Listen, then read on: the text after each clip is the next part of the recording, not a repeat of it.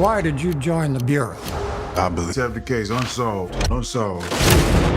No one's talking to the FBI. With someone tied to organized crime. I ain't telling you nothing. Get the fuck out of here. It's against protocol for me to join you in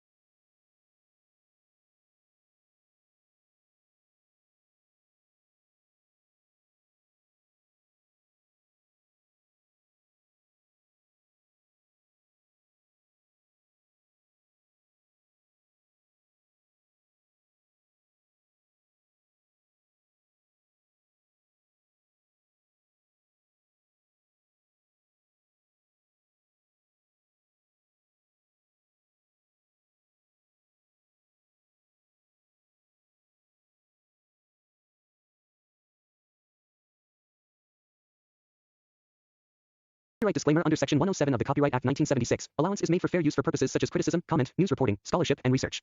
Fair use is a use permitted by copyright statute that might otherwise be infringing. Nonprofit, educational, or personal use tips the balance in favor of fair use.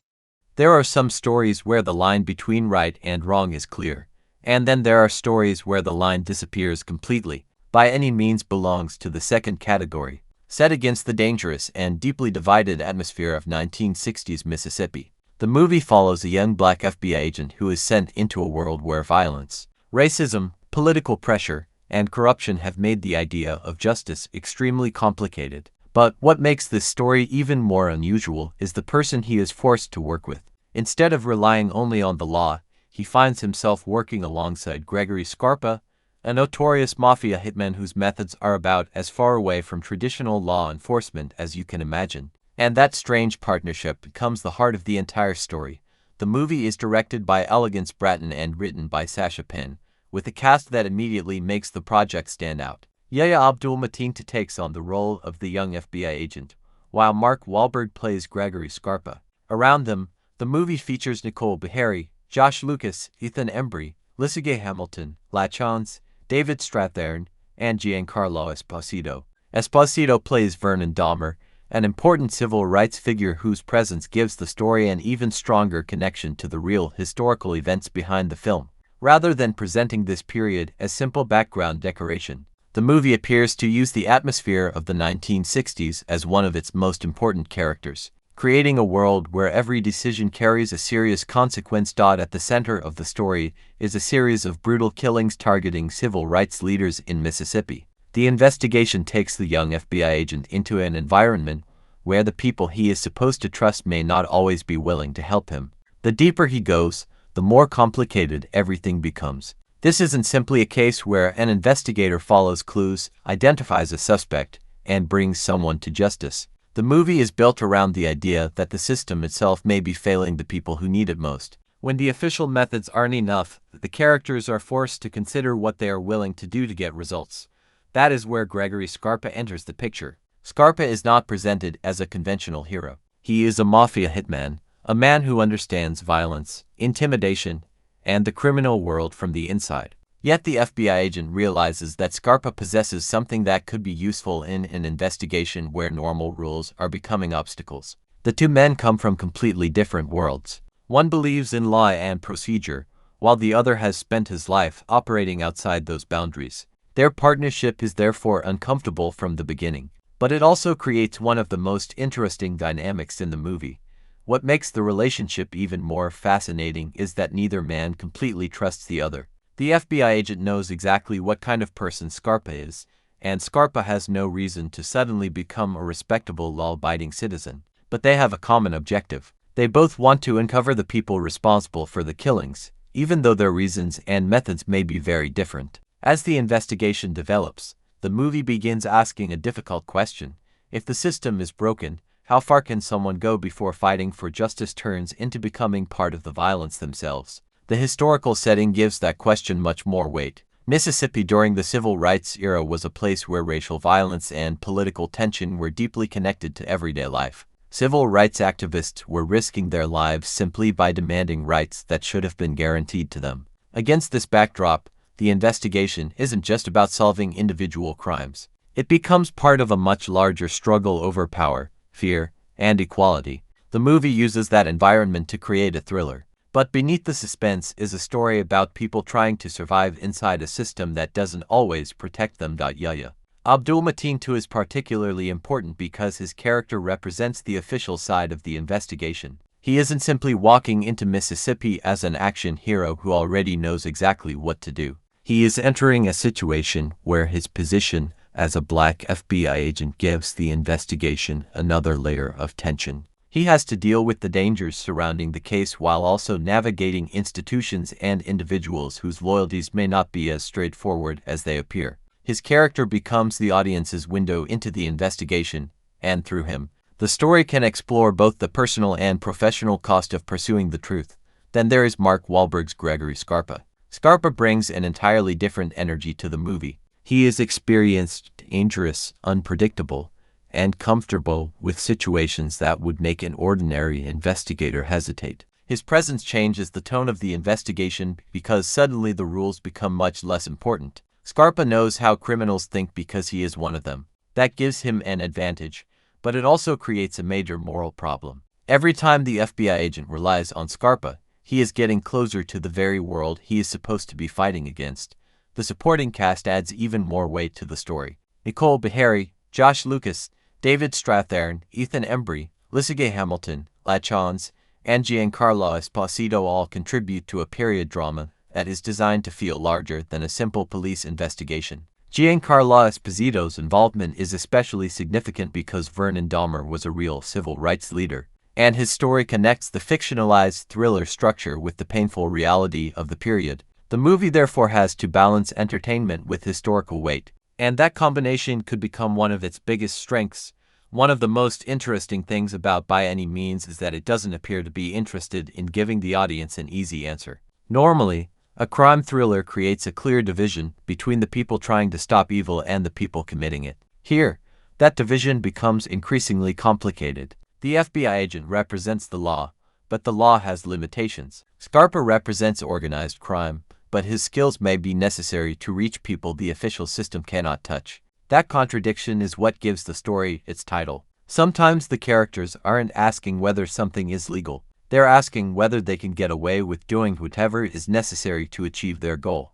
The first trailer gives a strong impression of that tone. Instead of presenting the movie as a straightforward historical drama, the footage emphasizes danger, confrontation, investigation, and the uneasy partnership between the two central characters. The trailer also makes it clear that this is going to be a serious and intense story, with violence playing an important role. There is a sense throughout the footage that the characters are constantly moving closer to a point where they won't be able to turn back, and that's where the movie becomes especially intriguing. The more the investigation progresses, the more the partnership between the FBI agent and Scarpa is tested. They may agree on what they want, but agreeing on the destination doesn't mean agreeing on the road. One man wants justice through the system, while the other understands that sometimes fear is more powerful than paperwork. That difference creates tension every time they work together.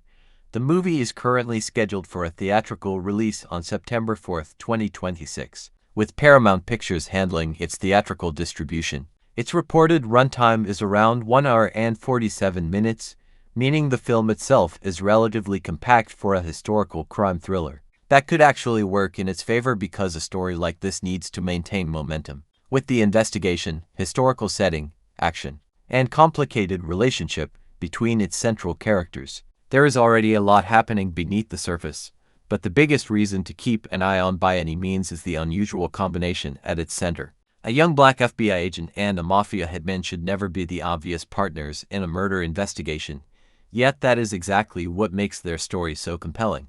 They don't have to like each other. They don't have to trust each other. They simply have to decide whether their shared goal is important enough to keep them working together, and as the case becomes more dangerous, that question becomes harder to answer. Every clue can lead them closer to the truth, but every step forward can also put them in greater danger. The people they are investigating may have powerful connections, and the consequences of exposing them could reach far beyond the original murders. In a place where fear has become part of everyday life, discovering the truth is one thing. Surviving long enough to reveal it is something else entirely.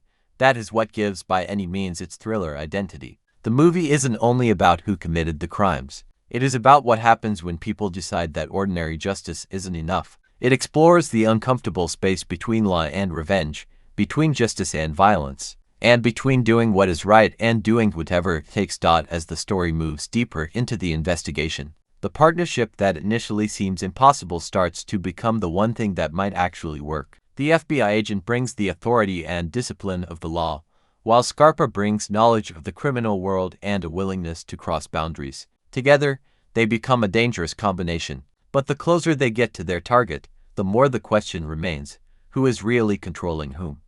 Who is really controlling whom? The real tension begins when the investigation stops feeling like an ordinary assignment and starts becoming personal. The FBI agent has already seen enough to understand that this case is different from anything he has dealt with before. Every conversation carries hidden meaning, every person seems to have something they don't want to reveal, and every new piece of information raises another question. The deeper he goes into Mississippi, the more obvious it becomes that the violence surrounding the civil rights movement isn't happening by accident. There are people who benefit from keeping the situation exactly the way it is, and those people have no intention of letting an outsider expose them.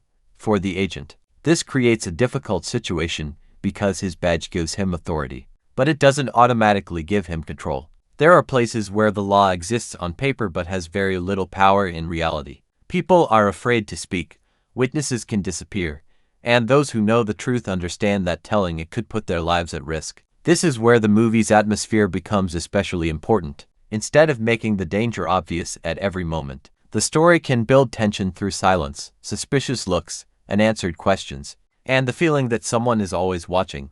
Scarpa, however, understands this kind of environment in a completely different way. He doesn't need someone to explain how intimidation works. He has spent years around criminals and knows that fear can make people reveal things they would never tell a police officer. His methods are dangerous, but they can also be effective. That's precisely why the FBI agent continues to tolerate his presence. He knows Scarpa can reach people that official investigators cannot, but working with Scarpa comes with a price. The FBI agent has to constantly decide how much he is willing to overlook. If Scarpa threatens someone, is that part of the investigation? If he uses violence, can the agent justify it because the information eventually helps the case? And if Scarpa crosses a line, what happens when stopping him could mean losing the only person capable of getting them closer to the truth? These questions give the movie a much darker edge because the investigation isn't simply moving toward a criminal. It's slowly changing the investigators themselves. The agent begins the story believing that justice has a process.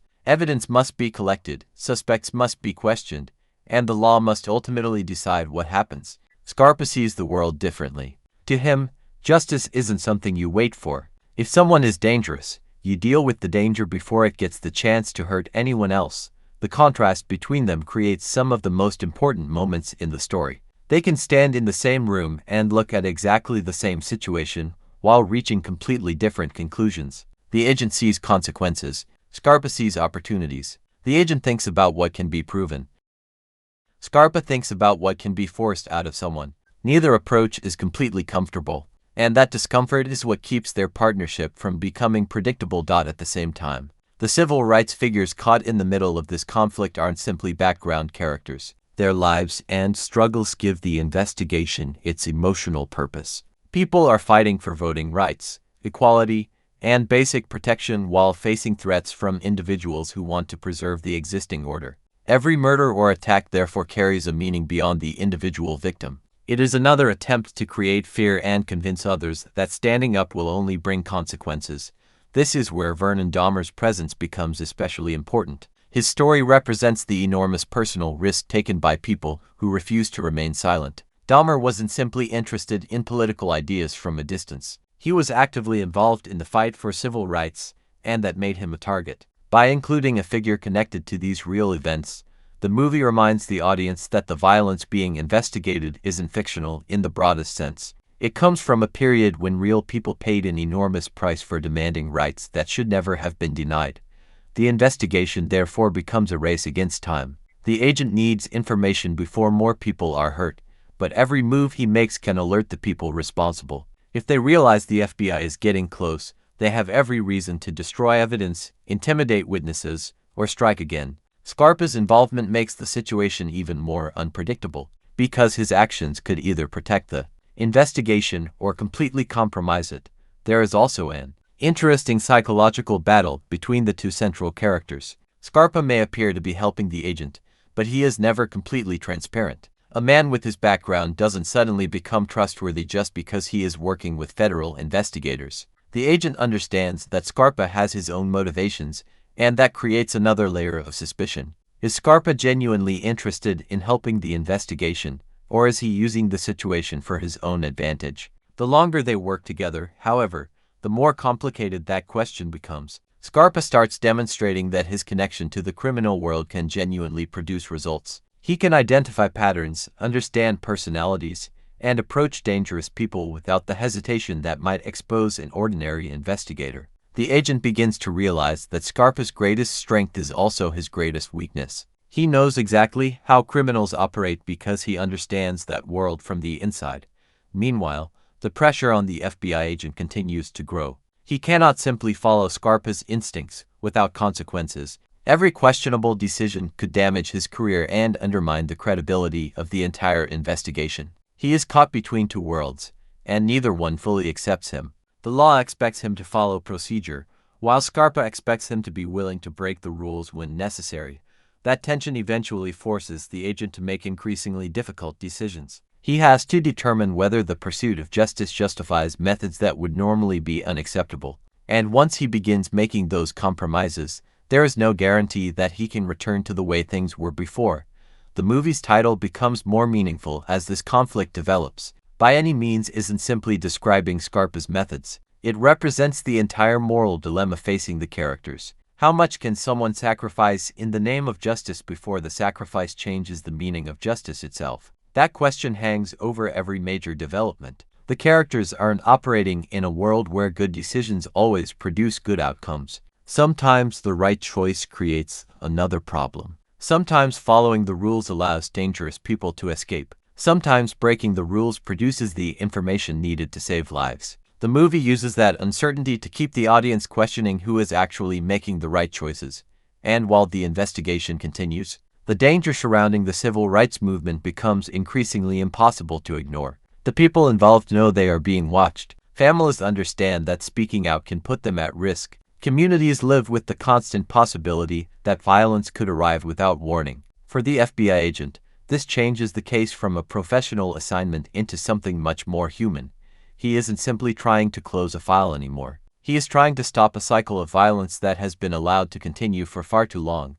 Scarpa's role in that mission remains one of the strangest aspects of the story. A mafia hitman becoming an unofficial asset for the FBI sounds almost unbelievable, yet that contradiction is exactly what makes the partnership so compelling. The movie doesn't need the two characters to become friends. Their relationship works because it remains uncomfortable. There is always a sense that either man could eventually decide the other has gone too far. As they move closer to the people responsible for the violence, the stakes become higher and the room for mistakes becomes smaller. One wrong move could expose the investigation.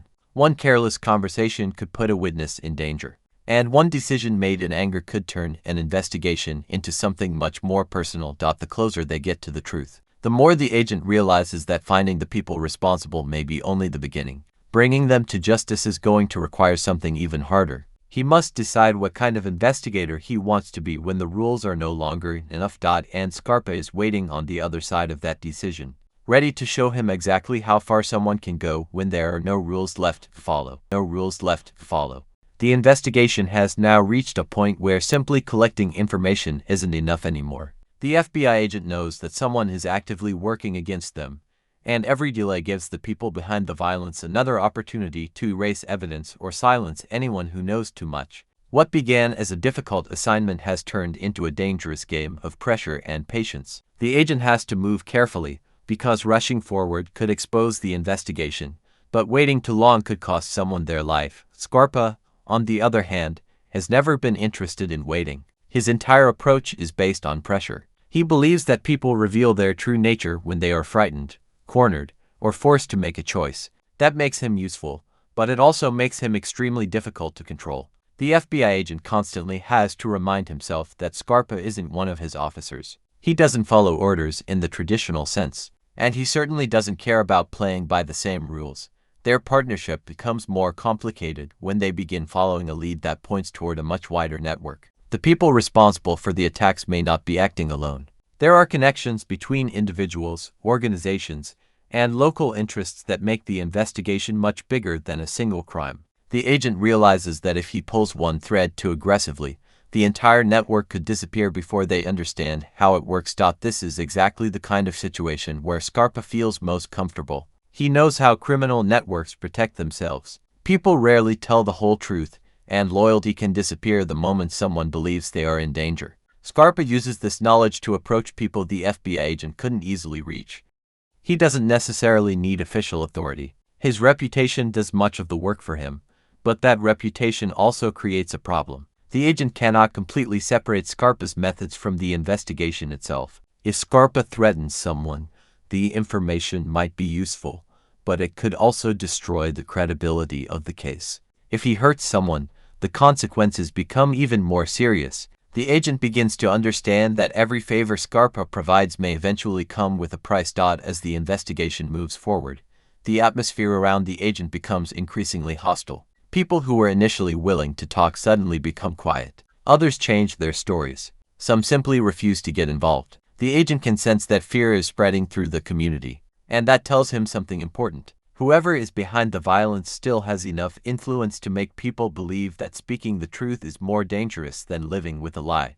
That realization changes the way he approaches the case. Instead of looking only for obvious suspects, he starts paying closer attention to the relationships between people. Who benefits from the violence? Who has the power to protect the attackers? Who has the ability to make witnesses disappear? And perhaps most importantly, who has been pretending not to know anything? These questions lead him deeper into a world where politics, crime, and racial violence are difficult to separate. The movie's historical setting becomes more than a backdrop.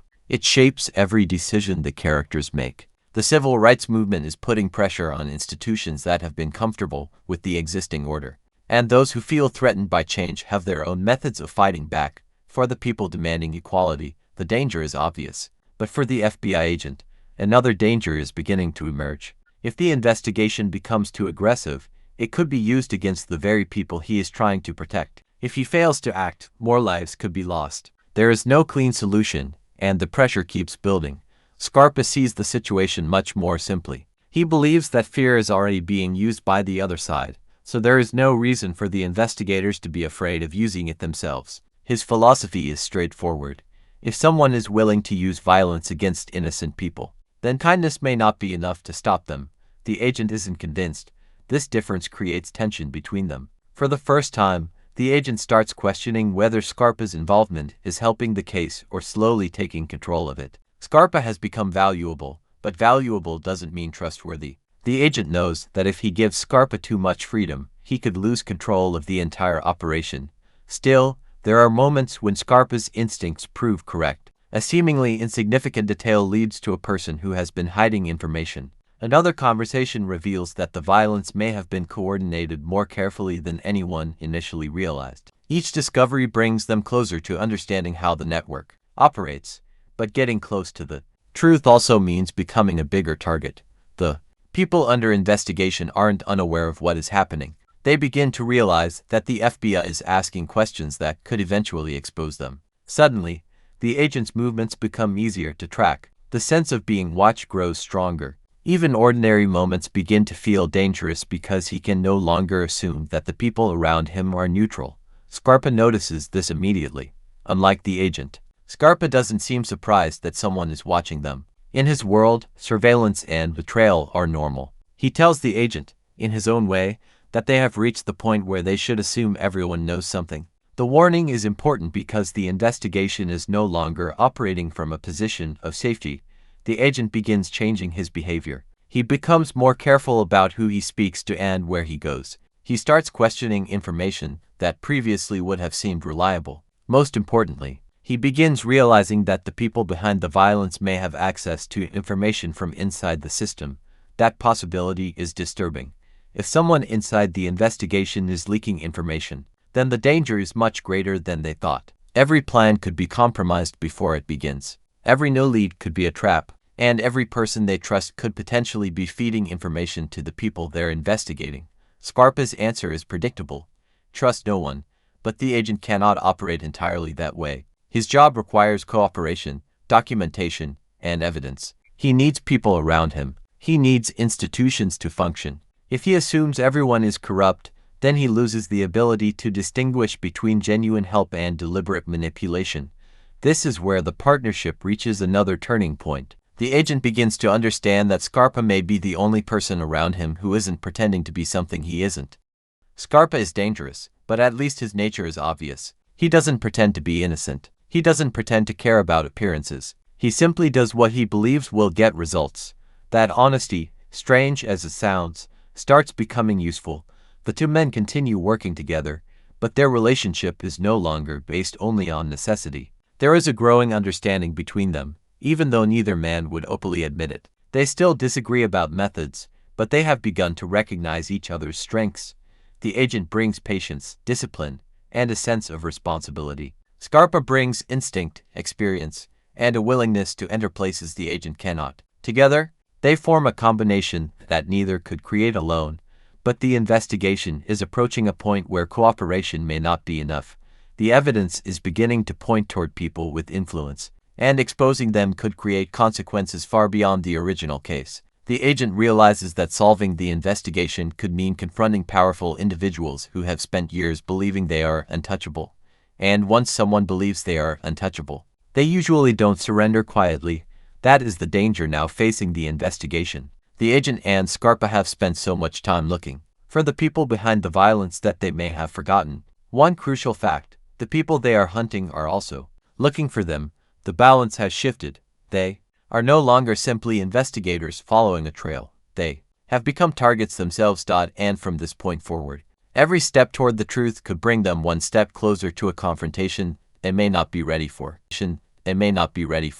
The pressure surrounding the investigation continues to grow, and by this point, the FBI agent understands that the case has moved far beyond a normal assignment. What started as an attempt to uncover the truth has become a dangerous struggle against people who have every reason to keep that truth buried. The closer the investigation gets to the heart of the violence, the harder it becomes to know who can actually be trusted. There is something unsettling about the silence around the case. People who should have answers suddenly have nothing to say. Others seem willing to cooperate until they realize exactly what the FBI is investigating, and then their attitude changes completely. The agent has seen enough to know that this isn't simple fear. Someone has worked very hard to make sure that people understand the consequences of speaking. Scarpa notices the same thing, but his reaction is completely different. He doesn't waste time trying to convince frightened people that they should trust the government. Instead, he looks for another way in. His experience tells him that when people are too scared to talk openly, there is usually another person somewhere who knows exactly what happened. Finding that person becomes the next challenge. The two men begin following a lead that appears insignificant at first. It doesn't immediately connect to the larger investigation, but the agent has learned not to ignore small details. A name mentioned in passing, a relationship that doesn't make sense, and a story that changes slightly when questioned all begin forming a pattern. None of these things are enough to prove anything on their own, but together they suggest that someone has been hiding part of the truth. Scarpa pushes the lead harder. He approaches the situation from the perspective of someone who understands how criminals protect themselves. People don't always cooperate because they suddenly become honest. Sometimes they cooperate because they realize that keeping quiet has become more dangerous. Scarpa understands that difference better than anyone around him. The agent isn't comfortable with the way Scarpa operates, but he also knows that the information they are getting is valuable. This creates another moral compromise. Every time Scarpa gets results, it becomes harder for the agent to argue that his methods should be completely rejected. At the same time, every success gives Scarpa more freedom, and that could eventually become a serious problem. The investigation begins revealing connections that suggest the violence isn't random. Certain people seem to appear repeatedly around different events. Others have relationships with individuals who were previously considered unrelated to the case. The agent starts mapping these connections in his mind, looking for the point where everything comes together. What he finds is disturbing. The people involved don't necessarily need to meet in the same room to coordinate their actions. Influence can travel through friendships, political connections, business relationships, and personal favors. That makes the network extremely difficult to expose because removing one person doesn't necessarily stop the system behind them. This realization changes the agent's objective. He isn't simply looking for the person who pulled the trigger. He wants to understand who created the environment that allowed the violence to continue. Scarpa, meanwhile, remains focused on the practical side of the investigation. He wants names, locations, and proof that can be turned into action. He doesn't care much about understanding the larger political picture. To him, the important thing is identifying the people responsible and making sure they can't continue. Their different priorities create friction again. The agent wants a case that can survive scrutiny. Scarpa wants results before the people they're investigating realize how close the FBI has come. Both approaches have advantages, but combining them is becoming more difficult. Then another problem appears. Information from the investigation seems to be reaching the wrong people. The agent begins noticing signs that someone may know more about their movements than they should. A meeting that was supposed to remain private suddenly seems compromised. A potential witness becomes unreachable shortly after being approached. A lead disappears just when they are ready to follow it. None of these events proves that there is a leak, but together they are impossible to ignore. Scarpa immediately assumes betrayal. The agent wants evidence.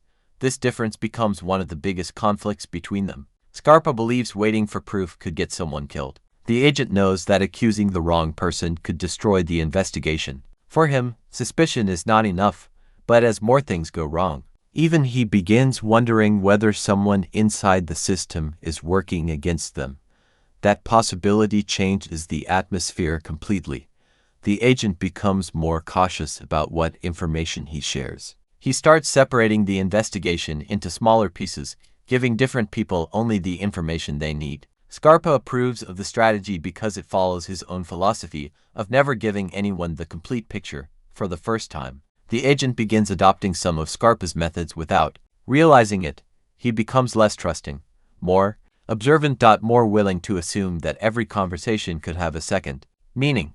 This is an important shift in his character, because the investigation is changing him. At the beginning, he believed that being an FBI agent meant operating within a clear structure. Now he is beginning to understand that sometimes the structure itself can be manipulated, but there is still one thing he refuses to give up. He wants justice to mean something.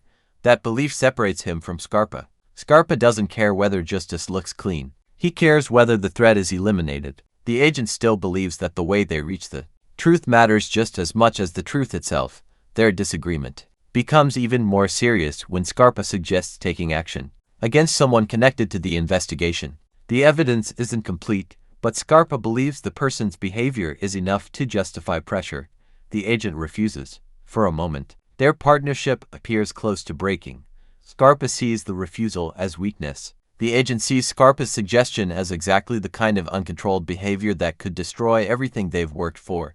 Neither man backs down, but before the conflict can go any further, new information arrives. The information changes the entire direction of the investigation.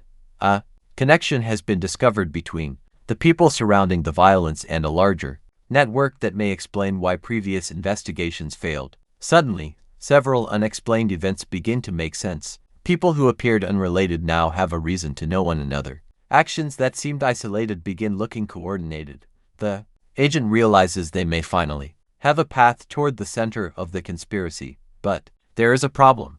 They still don't know who they can trust. The discovery also means that the people behind the violence may already know that the FBI is getting close. If that happens, they won't simply sit back and wait for investigators to build a case. They will protect themselves, and protection in this world can take many forms. Witnesses can disappear. Evidence can be destroyed. People can be threatened, and investigators can become targets. The agent understands that the next stage of the investigation will require even more caution than before. They can't afford to make a mistake now because they may not get another opportunity. Scarpa, however, seems almost energized by the development. For him, finally seeing the shape of the network means the game has changed. They aren't chasing random clues anymore. They are closing in on something real. But Scarpa also knows something the agent is only beginning to understand. When you get close enough to powerful people, they stop running. They start fighting back. And somewhere in the background, the people responsible for the violence are beginning to realize that two very different men have come closer to the truth than anyone expected. The investigation has reached its most dangerous stage. Yet, the agent has his evidence.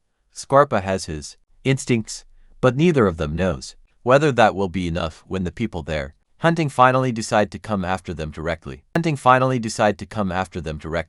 The moment the investigation begins moving in a new direction, the entire situation becomes more dangerous. Until now, the FBI agent and Scarpa have been trying to understand the network surrounding the violence. They have been collecting names, following connections, and trying to determine which pieces of information are genuine and which ones are deliberately planted to mislead them. But now they have reached a point where someone is going to have to make a move. The agent knows that they cannot keep investigating forever without attracting attention. Every question they ask increases the possibility that someone will realize what they are looking for. Every person they approach could become frightened, and every conversation could leave behind a trail. The investigation has become a balancing act between getting enough information to move forward and revealing so much that their entire operation collapses. Scarpa has a completely different attitude toward the danger. He seems almost comfortable with it. He has spent years around people who understand violence and deception, so the possibility of being watched doesn't frighten him in the same way. In fact, he seems to believe that danger is simply part of the process. The agent doesn't have that luxury. He knows that every mistake could affect more than just himself. There are witnesses involved, families living under constant pressure, and people already taking enormous risks simply by speaking out. If the investigation fails, the consequences won't disappear when the agents leave town. The people living there will still have to face the same threats. That realization makes the agent even more determined to finish what he started. But determination can also become a weakness. When someone becomes too focused on one objective, they can begin overlooking the danger around them. The agent is beginning to spend so much time thinking about the investigation that he may not notice how much the people around him are changing. Scarpa notices it, though. He understands that their enemies aren't necessarily going to attack them directly. Sometimes the easiest way to stop an investigation is to create doubt between the investigators themselves, and doubt is already beginning to appear. The agent starts questioning information that comes from people he previously considered reliable. Scarpa begins questioning the agent's loyalty to the investigation. Neither man says everything he is thinking, and that silence creates another problem. Their partnership depends on trust, but trust has never been easy between them.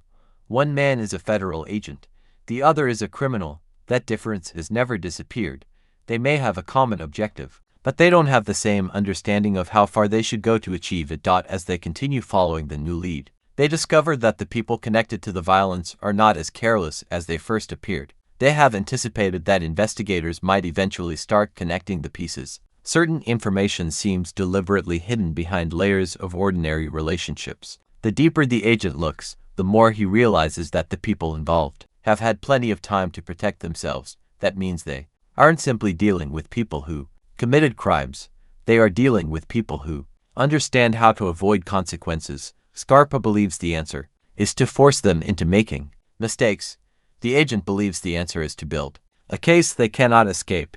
Neither approach is easy. The agent begins working through the available information again, looking for inconsistencies. One detail doesn't fit with another. A person's explanation seems reasonable until another piece of evidence is considered. A relationship that looked unimportant suddenly appears much more significant. Then they find something that changes the stakes. The information doesn't give them the entire picture, but it confirms that the network they have been following is real. More importantly, it suggests that the violence may have been supported by people who believed they had little reason to fear the law. For the agent, that is both encouraging and disturbing. Encouraging, because they finally have something substantial to follow. Disturbing because it means the problem may be much larger than they imagined. The investigation is no longer simply about finding criminals responsible for individual acts of violence. It is about exposing a system that has allowed those acts to continue. And systems don't disappear because one person is arrested.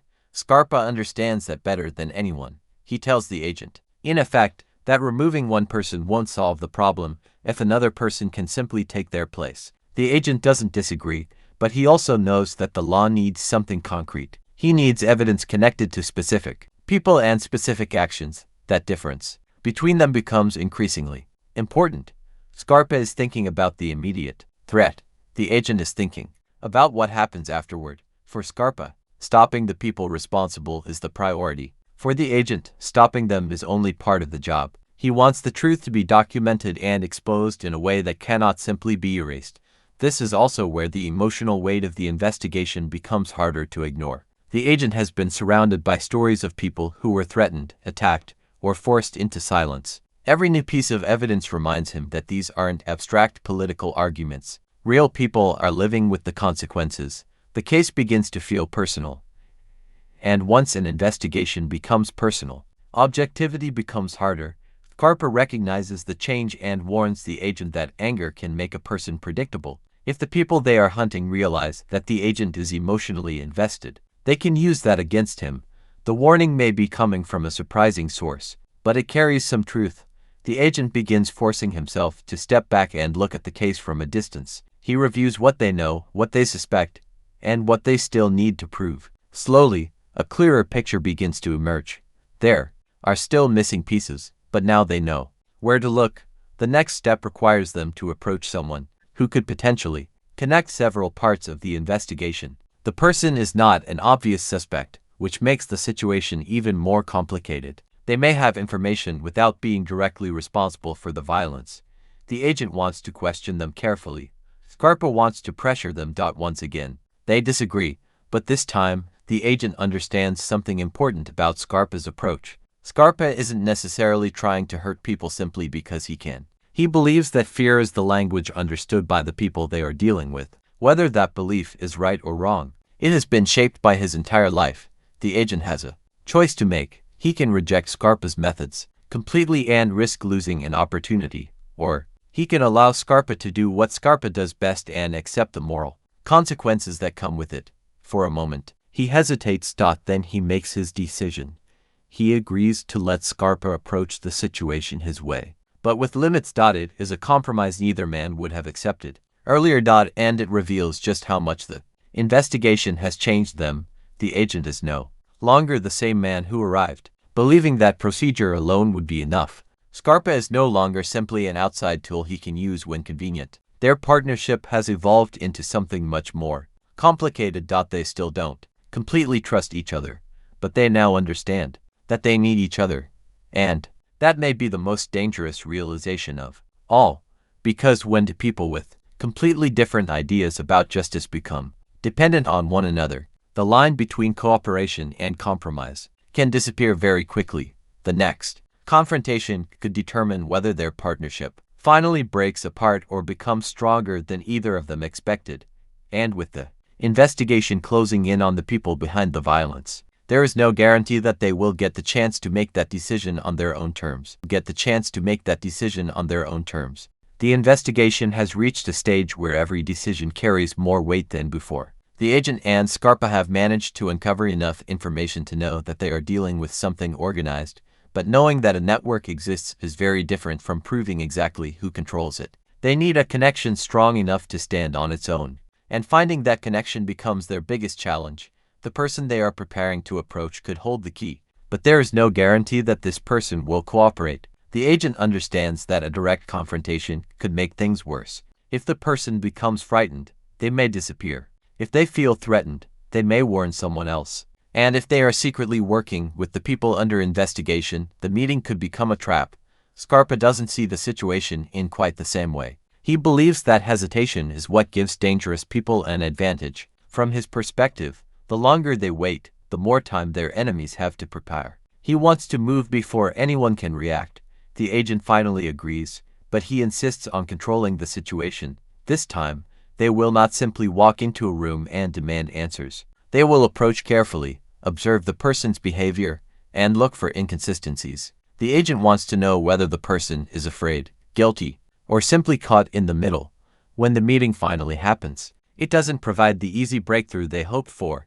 The person denies knowing anything important. The answers sound believable at first, but something about the conversation doesn't sit right with the agent. Certain details are too carefully chosen. Some questions are answered immediately, while others are avoided. The agent realizes that people who truly know nothing usually don't need to think so hard about what they are going to say. Scarpa notices it too, but instead of pushing harder immediately, he waits. That surprises the agent. Scarpa has always been the one who wants to apply pressure, yet this time he seems to understand that the person may reveal more if they are given enough space. It is another small indication that their partnership has changed. They are beginning to learn from each other. The conversation eventually reveals a name. It isn't a name they expected. The agent recognizes the significance immediately. The person being mentioned has connections to several areas of the investigation, but those connections have never been strong enough to attract attention. Now, however, the name creates a new possibility. Maybe the network isn't operating exactly the way they thought. Maybe the people at the center are using intermediaries to keep themselves protected. That would explain why previous investigations failed. Investigators were looking for direct connections, while the people responsible were deliberately creating distance between themselves and the violence. The agent begins rebuilding the case around this new information. Scarpa takes the name in a different direction. He starts asking questions about the person's reputation.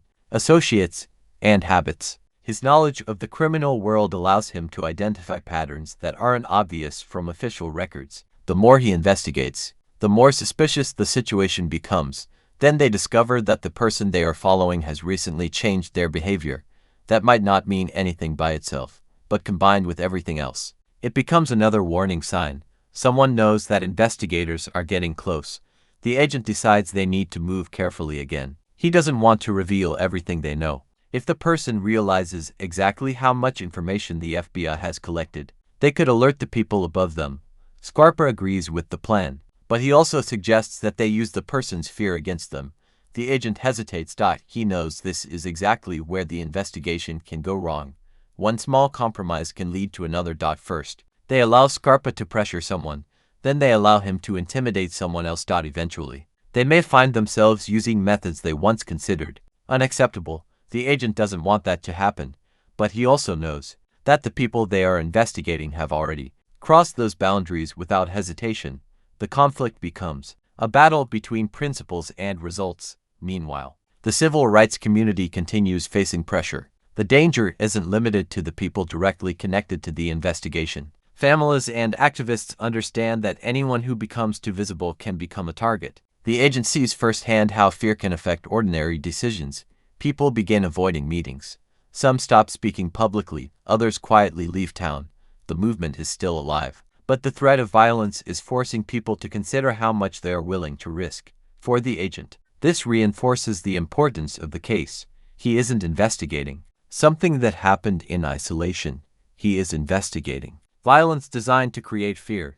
And if the people responsible are never held accountable, the fear will continue working exactly as intended. That realization pushes him forward. He decides to follow the new lead personally. Scarpa insists on coming with him.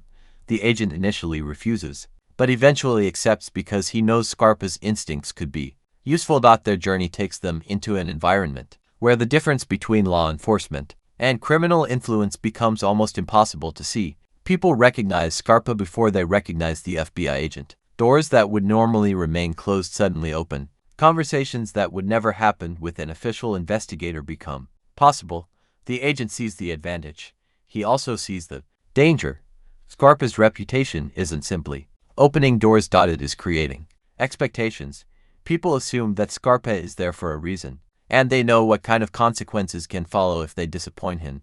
The agent has to make sure that advantage doesn't become a liability. Eventually, they meet someone who knows more than they initially expected. This person doesn't provide a full confession or dramatic revelation. Instead, they offer a small piece of information that confirms another part of the investigation, a location, a meeting, a connection, something that can finally be verified. The agent realizes they may have found the first piece of evidence capable of connecting the network to a specific event. But before they can follow it, the situation suddenly changes. Someone arrives unexpectedly. The conversation ends, the witness becomes nervous, and Scarpa immediately realizes that something is wrong. They leave before the situation can escalate, but the message is clear. Their investigation is no longer a secret. Someone knows exactly what they are doing. Back at their base, the agent reviews everything they have learned. The new information is valuable, but it also creates more questions. If their enemies already know about the investigation, then the next move has to be carefully planned. They can't simply follow the evidence openly. They have to anticipate the reaction. Scarpa suggests that they deliberately create a false trail. The agent considers it. This is another moment where their roles seem to reverse. The FBI agent, who once insisted on procedure, is now considering a tactic that would normally seem deceptive. Scarpa, meanwhile, is focused on keeping the investigation alive. They eventually agree. The false trail is put into motion for the first time. They are not simply reacting to their enemies, they are trying to manipulate the situation themselves. But there is one problem they cannot solve. They don't know whether the leak is coming from outside the investigation or from inside it. And if someone within the system is feeding information to their enemies, then even the best plan could be exposed before it begins. The agent realizes that the next stage of the investigation will require something more difficult than courage. It will require trust. And right now, trust is the one thing neither man has in abundance. The The false trail begins working almost immediately, but the result is not exactly what the agent expected. Instead of simply disappearing from the attention of their enemies, the information they planted seems to trigger a reaction. Someone takes the bait, and that reaction gives the investigation a new direction. For the first time, the agent has a chance to watch how the other side responds when they believe they have discovered something important. That response tells him more than any interview could.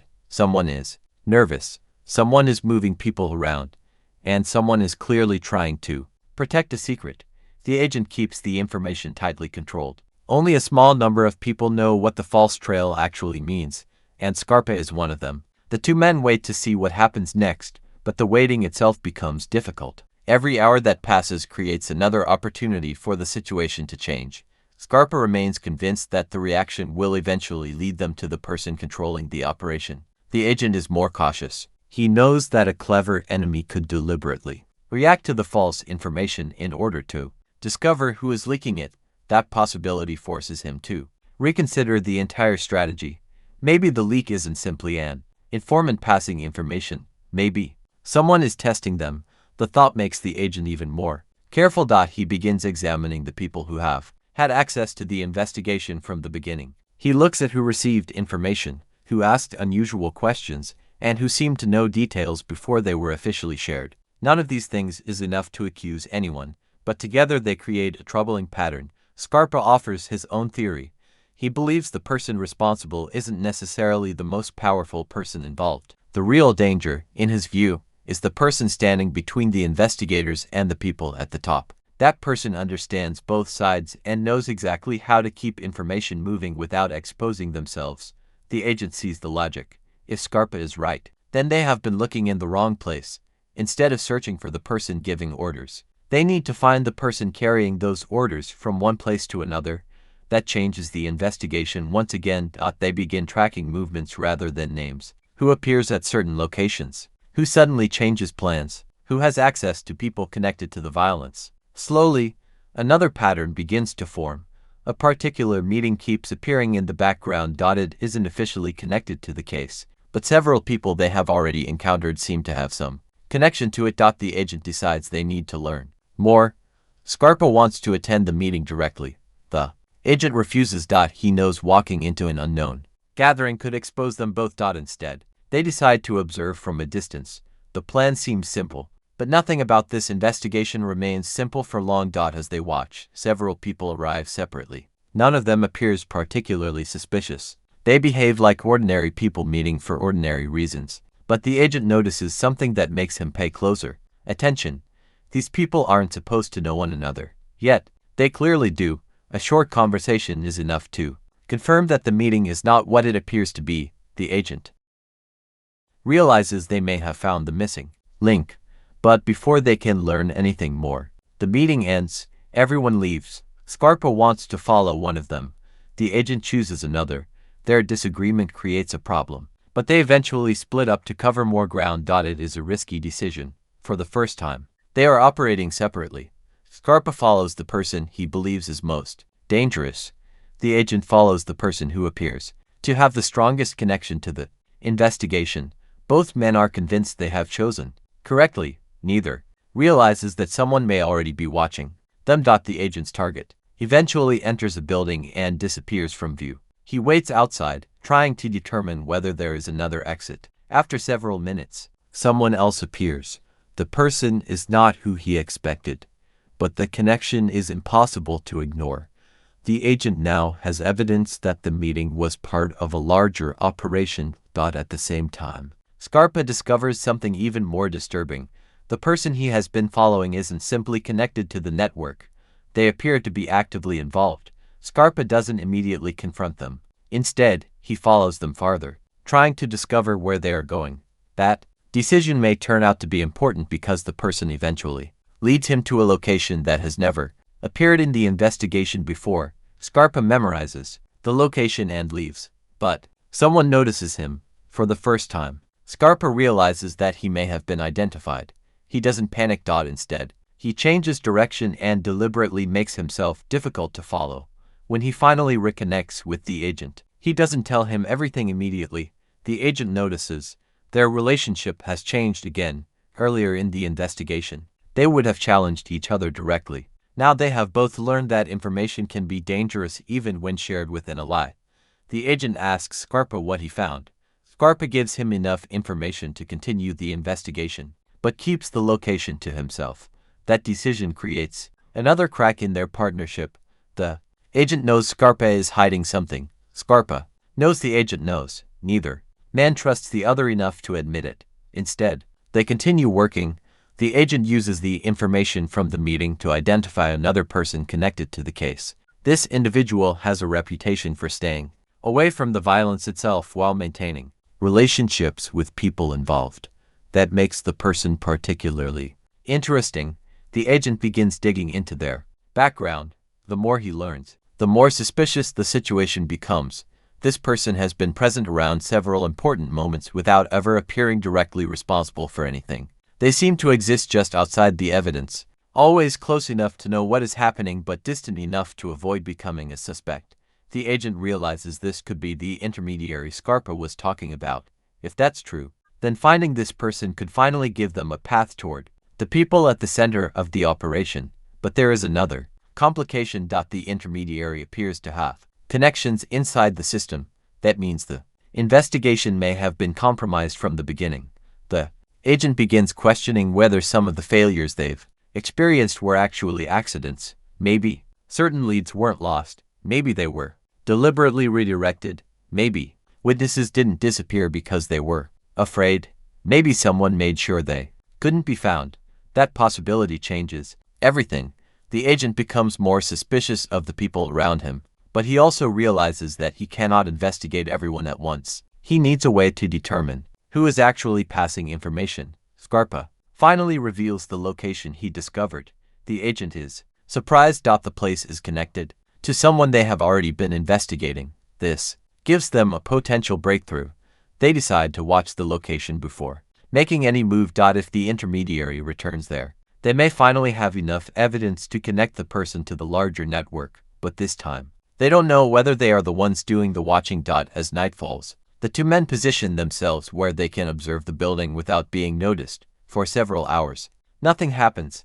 Then a vehicle arrives. The person who steps out is someone they never expected to see. The agent recognizes them immediately. And suddenly, several unanswered questions begin making sense. The investigation has just uncovered a connection that could completely change the case. But before they can react, the vehicle disappears into the night. The agent knows they cannot let this opportunity pass. They have finally found a trail leading directly toward the people they have been searching for. Now they have to decide whether to follow it immediately or wait until they can build something stronger. Scarpa wants action. The agent wants proof. Once again, they are standing on opposite sides of the same decision, but this time, the stakes are higher than ever, because if they make the wrong choice, the people behind the violence may realize exactly how close the FBI has come. And if that happens, the next move may not come from the investigators. It may come from the people they have been hunting all along. The unexpected arrival at the building changes the entire investigation. Until this moment, the agent and Scarpa have been working with fragments. They have had names, locations, suspicious meetings, and a growing list of people who might be connected, but nothing has completely tied everything together. Now, however, they have seen someone they never expected to find connected to the operation. That single moment forces the agent to reconsider almost every assumption he has made since arriving in Mississippi. The first question is simple: why was this person there? The second question is much more dangerous: who were they meeting? The agent knows that confronting them immediately would be a mistake. If the person realizes they have been discovered, they could disappear before the FBI has a chance to understand the connection. Scarpa agrees that they should wait, but his patience only lasts because he knows there may be something bigger waiting for them. They continue watching the location. Nothing happens for a while. Then another vehicle arrives. This time, the person inside doesn't enter the building immediately. They remain in the vehicle for several minutes, apparently checking the area before finally getting out. That behavior confirms what the agent already suspects. Whoever is using this location knows that secrecy is important. The person enters the building. Scarpa looks at the agent. They both know that they have reached a moment where they need to act carefully. Instead of rushing inside, The agent decides to learn exactly who else is connected to the location. If this place is part of the network, then there may be more than one important person involved. Entering too soon could give them one suspect while allowing everyone else to escape. So they wait, and the waiting begins to reveal more than they expected. Another person arrives, then another. The building is slowly becoming a meeting point for individuals who, at least officially, have little reason to be there. Together. The agent starts recording every detail he can. Scarpa focuses on the people leaving. They eventually see one of the individuals depart. Alone, Scarpa wants to follow. Immediately, the agent tells him to wait. For once, Scarpa listens. They allow the person to create some distance before following from far enough away to avoid attracting attention. The trail leads through several streets before the person stops at another location. It is not an obvious criminal hideout. That makes it more interesting. The person enters a normal-looking building, and the agent realizes they may have discovered another layer of the network. The operation isn't being run from one secret location. It is moving through ordinary places, hidden behind ordinary lives. That makes the investigation much harder. The agent returns to the original location with a new theory. The people involved may not all know the complete plan. Each person may only understand their own small part. That would explain why previous investigators were unable to uncover the entire network. No single witness knows everything. No single suspect can explain everything. The truth is scattered, and someone has deliberately designed it that way. Scarpa believes the only way to break the network is to make one person believe another person has already betrayed them. If they start blaming each other, the structure could collapse from the inside. The agent doesn't like the idea. It could put innocent people at risk, but he also understands why Scarpa thinks it could work. Before they can decide, another development forces their hand. A person connected to the investigation suddenly disappears. The agent had expected them to cooperate, but now their home is empty. There are no clear signs of a struggle, yet something feels wrong. Their disappearance comes too soon after the FBI's latest movements to be dismissed as coincidence. Scarpa immediately assumes they have been silenced. The agent wants to investigate before reaching that conclusion. They search for any indication of where the person might have gone. Eventually, they find a small clue that suggests the person left voluntarily, but the circumstances don't make sense. Why would they leave without telling anyone? Why now? And why did they take so little with them? The agent begins to suspect that the disappearance may have been staged. If the person was forced to leave, someone wanted it to look voluntary. That means the people there investigating are becoming more sophisticated. They aren't simply using violence. They're controlling the story afterward. This realization has a major impact on the agent because it shows him that evidence can be manipulated just as easily as people can. Meanwhile, Scarpa has his own discovery. He learns that someone has been asking questions about the FBI agent, not about the investigation in general. About him specifically. That immediately raises the danger level. Scarpa doesn't tell the agent right away because he wants to verify the information. He follows the lead and discovers that the questions are coming from someone with connections to the same network they've been investigating. Now, the agent may be a target. The possibility doesn't frighten him, but it changes his priorities. He knows that if the people behind the violence believe he is getting too close, they may try to remove him from the investigation. Scarpa takes the threat seriously. He begins watching the agent more closely, checking vehicles, routes, and unfamiliar faces. The agent initially finds this excessive. Then something happens that makes him reconsider. A vehicle begins following them. At first, it appears to be coincidence. They turn. The vehicle turns. They slow down. The vehicle slows down. The agent realizes they are being followed. Scarpa doesn't panic. He simply changes the route. They take several unexpected turns, eventually leading the vehicle away from their normal path. But instead of disappearing, the vehicle continues. Now there is no doubt someone is tracking them. The agent wants to identify the people inside. Scarpa wants to lose them. The disagreement lasts only a few seconds because both men understand that being followed could compromise everything. They change direction again. Eventually, the vehicle disappears, but the message has already been delivered. Someone knows they are investigating, and someone is close enough to watch them. Back at their location, the agent reviews the day's events. The meeting, the disappearing witness, the questions about him. and the vehicle following them all point in the same direction. Their enemies are becoming aware of the investigation. The agent realizes they can no longer behave as though they are invisible. From now on, every move has to serve two purposes. They need to investigate the network, and they need to protect themselves from it. Scarpa suggests taking the fight directly to the people watching them. The agent refuses. He still wants evidence, but this time, his refusal is less certain than before. He knows that continuing to wait could give their enemies more time to prepare. The two men begin planning their next move. Instead of chasing the network from the outside, they decide to identify the person who is coordinating the information. If they can find that person, they may finally understand how the entire operation is connected. The agent goes back through every name they have collected. Scarpa goes through every face he has seen. Slowly, they begin narrowing the possibilities. One person keeps appearing at the edges of the investigation, not as a suspect, not as a witness, but as someone who seems to know more than they should. The agent realizes this person could be the missing link. And for the first time, they have a target who may actually lead them to the center of everything. But approaching that person won't be easy. If the agent is right, then this individual has survived by staying invisible. The moment they realize the FBI has noticed them, they could disappear, or worse, they could warn everyone above them.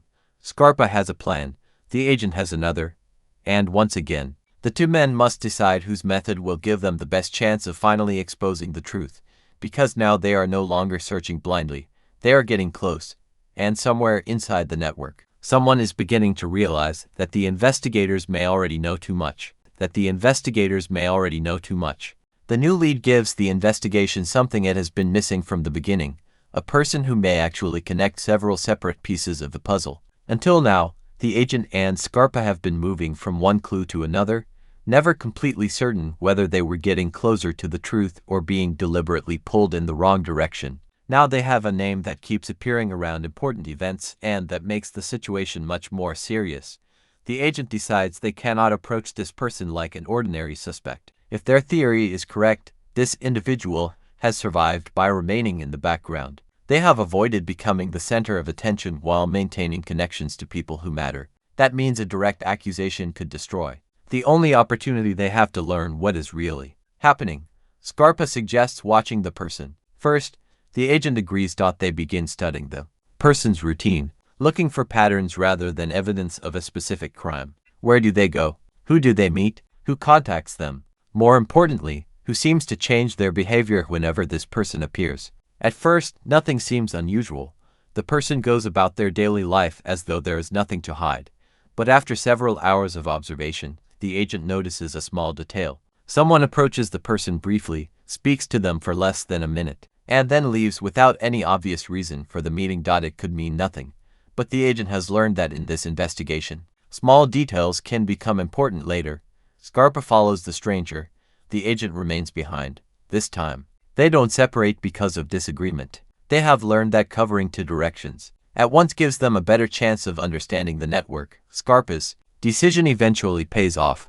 The stranger leads him toward another individual connected to the investigation. Scarpa doesn't approach them. Instead, he watches from a distance and memorizes the location. When he returns, he tells the agent what he found. The agent realizes that the network is much more organized than they originally believed. People are not simply passing information randomly. There appears to be a chain with different individuals responsible for different parts of the operation. That means the person they have been watching may not be the person giving the final orders.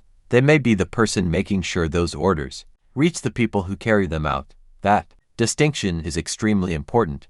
If they arrest or expose the wrong person too early, the real operation could continue. The agent decides they need to keep watching. Scarpa disagrees. He believes they have waited long enough. The argument between them is quieter this time, but it carries more weight than their previous disagreements. Both men know that the investigation has reached a point where hesitation could be dangerous. Scarpa tells the agent that people at the top don't usually get caught because investigators are smarter than them. They get caught because someone close to them makes a mistake. The agent understands the point. Their job is now to create a situation where someone makes that mistake. Instead of confronting the intermediary, They decide to make that person believe the FBI has discovered something else. The goal is simple: force the network to react. If they move people, change meeting places, contact someone unexpectedly, or attempt to destroy evidence, the investigators may finally see the structure behind the operation. It is risky, but it may be their best opportunity. The agent carefully chooses the information they want to appear as though the FBI has discovered. Scarpa helps make the story believable. They allow certain details to circulate through channels they believe the network may be watching. Then they wait for a while. Nothing happens. The agent begins wondering whether the plan has failed. Then a call is made. A meeting is suddenly canceled. Another person changes their routine. Someone who had been staying in one location leaves unexpectedly. The reaction is exactly what they were looking for. The false information has reached the network, and the network is responding. Now the agent knows that someone is monitoring what the FBI knows. That is a major breakthrough, but it also creates another problem. The person who reacted may realize they have been manipulated. If that happens, the investigators could lose the advantage. Scarpa wants to move immediately. The agent tells him to wait until they know exactly where the reaction is leading. They follow the changes carefully. One person contacts another. That person meets someone else. A vehicle appears at a location that had previously been connected to the investigation. The chain is becoming visible. For the first time, the agent can almost see how information moves through the network. But then something unexpected happens. The person they have been watching changes their routine completely. Instead of going to their usual location, they travel somewhere else. The agent believes this could be a response to the false information. Scarpa believes it could be a trap. They decide to follow from a distance. The journey takes them away from the familiar areas they have been investigating and toward a quieter location. Eventually, the person stops. They meet someone. The meeting is brief, but when the second person arrives, Scarpa immediately recognizes them. This is someone they have encountered before, someone who seemed unimportant at the time. Now, their presence changes everything. The agent realizes that they may have underestimated this person from the beginning. The two men watch as the meeting continues. They cannot hear the conversation, but they can observe the body language. The person they have been following appears nervous. The other individual seems calm, almost as though they are giving instructions. Then a small package changes hands. The agent immediately knows they need to document what is happening, but before they can get closer, the meeting ends. The second person leaves. The original target remains behind for several minutes before departing in another direction. Scarpa wants to follow the second person. The agent chooses the original target. Once again, they split. This time, however, the agent isn't simply following a suspect. He is following a person who may finally lead him toward the center of the network. The trail eventually ends at a building that looks completely ordinary. There is nothing about it that would make anyone suspect it is connected to a criminal operation. But the agent has learned not to judge a location by its appearance. He watches the entrance. Minutes pass. Then someone else arrives. The agent recognizes that person too. Suddenly, several separate parts of the investigation begin coming together. The names, the meetings, the missing information, the strange changes in behavior. The agent realizes that this building may be one of the places where the network coordinates its activities. But there is still one question. Who is inside? He considers entering, but the risk is too high. If the people inside are expecting trouble, the entire investigation could collapse. Instead, he decides to wait for Scarpa.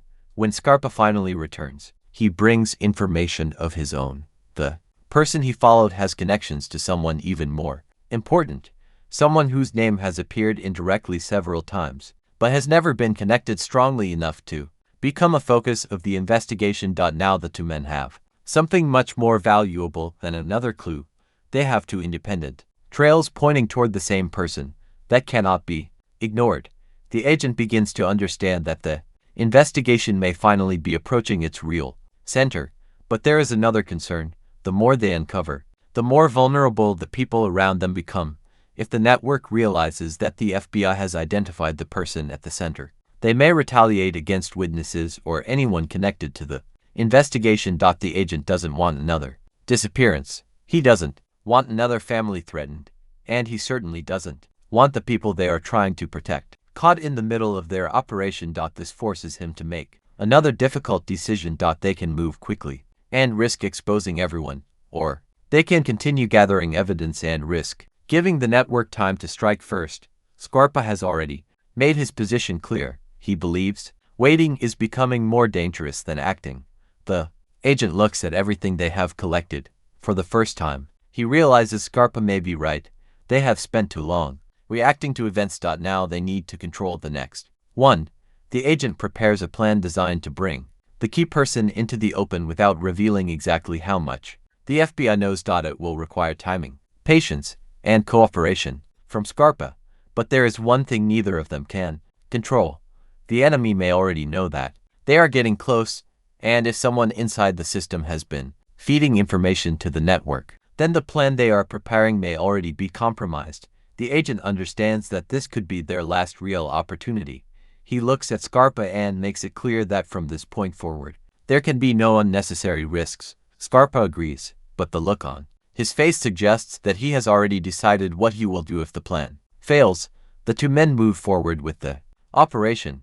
They don't know exactly how the night will end. They only know that somewhere ahead of them is the person who may finally explain how all of this began. And if they are right, finding that person could expose the entire network, but it could also put both men directly in its line of fire. The plan is finally in motion, and for the first time since the investigation began, the agent feels as though they are the ones controlling the situation. Every previous move had been reactive. They discovered a clue, followed it, and then waited to see what happened next. Now they have deliberately created a situation designed to bring the key person into the open. If everything works, they could finally discover who has been coordinating the network. If it fails, however, they may expose themselves before they are ready. The agent keeps the operation as small as possible. Too many people knowing the details would create another opportunity for information to leak. Scarpa is given only what he needs to know, which doesn't bother him as much as it once would have. He has learned that keeping certain details separate can actually protect the investigation. The first part of the plan is simple. A piece of information is allowed to reach the network through a channel they believe is being monitored. The information suggests that the FBI has discovered something important and is preparing to act. It isn't completely false, but it isn't the whole truth either. The agent wants the other side to believe that time is running out. Then they wait. The first few hours are quiet. Nothing happens. No unusual calls. No sudden movements. No obvious reaction. The agent begins wondering whether the information reached the right person at all. Scarpa, however, remains calm. He tells the agent that people who are used to hiding don't react immediately. They first try to determine whether the threat is real. That turns out to be exactly what happens. Later that evening, someone arrives at a location connected to the network. The person doesn't stay long. They enter, make a brief contact, and leave again. But the timing is enough to confirm that the information has reached them. The agent immediately begins tracking the next movement. Another person is contacted, then another. The network is reacting, but the agent notices something unexpected. The person at the center isn't moving toward the obvious meeting location. Instead, they are sending other people to check the situation first. That tells the agent something important. The person they're looking for is cautious, very cautious. They don't take unnecessary risks. That makes catching them much harder. Scarpa sees another possibility. Maybe the person knows exactly what is happening and is deliberately sending others into danger to protect themselves. If that's true, then waiting could be a mistake. The agent decides to continue watching. The person eventually moves. They leave their normal route and travel toward an area that has not previously appeared in the investigation. The agent follows from a safe distance while Scarpa takes another position. The journey ends at an isolated building. There are no obvious signs that anything important is happening inside, but the agent knows better by now. The person enters. A few minutes later, another vehicle arrives, then another. The building is becoming active. The agent realizes they may have accidentally triggered a meeting. This could be exactly what they needed, but there is a problem. They don't know how many people are inside. They also don't know whether the meeting is connected to the investigation, or whether the network has realized they are being watched. The agent chooses patience. He wants to see who comes out. The first person leaves after several minutes. Then another. None of them appears to notice the surveillance.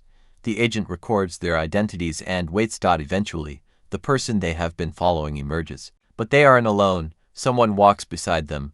The agent immediately recognizes the second person. It is someone whose name appeared earlier in the investigation, but never seemed important enough to pursue. Now everything changes. The two people speak briefly before separating. The agent realizes that the second person may be the connection they have been searching for. He signals Scarpa. Scarpa begins following the individual. The agent continues watching the original target. For several minutes, everything goes according to plan. Then the target suddenly stops. He looks around. The agent freezes.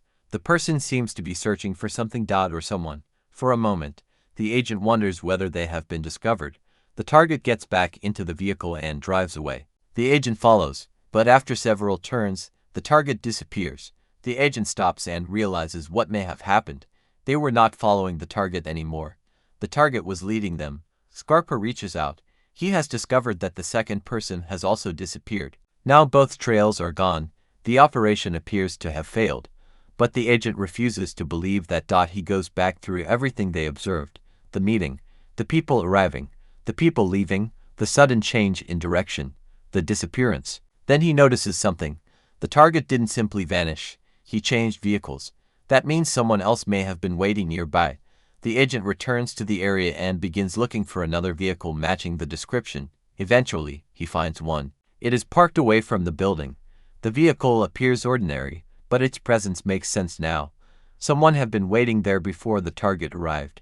The agent records the details and realizes they have discovered another layer of the operation. The network has backup plans. If one route becomes compromised, they simply move to another.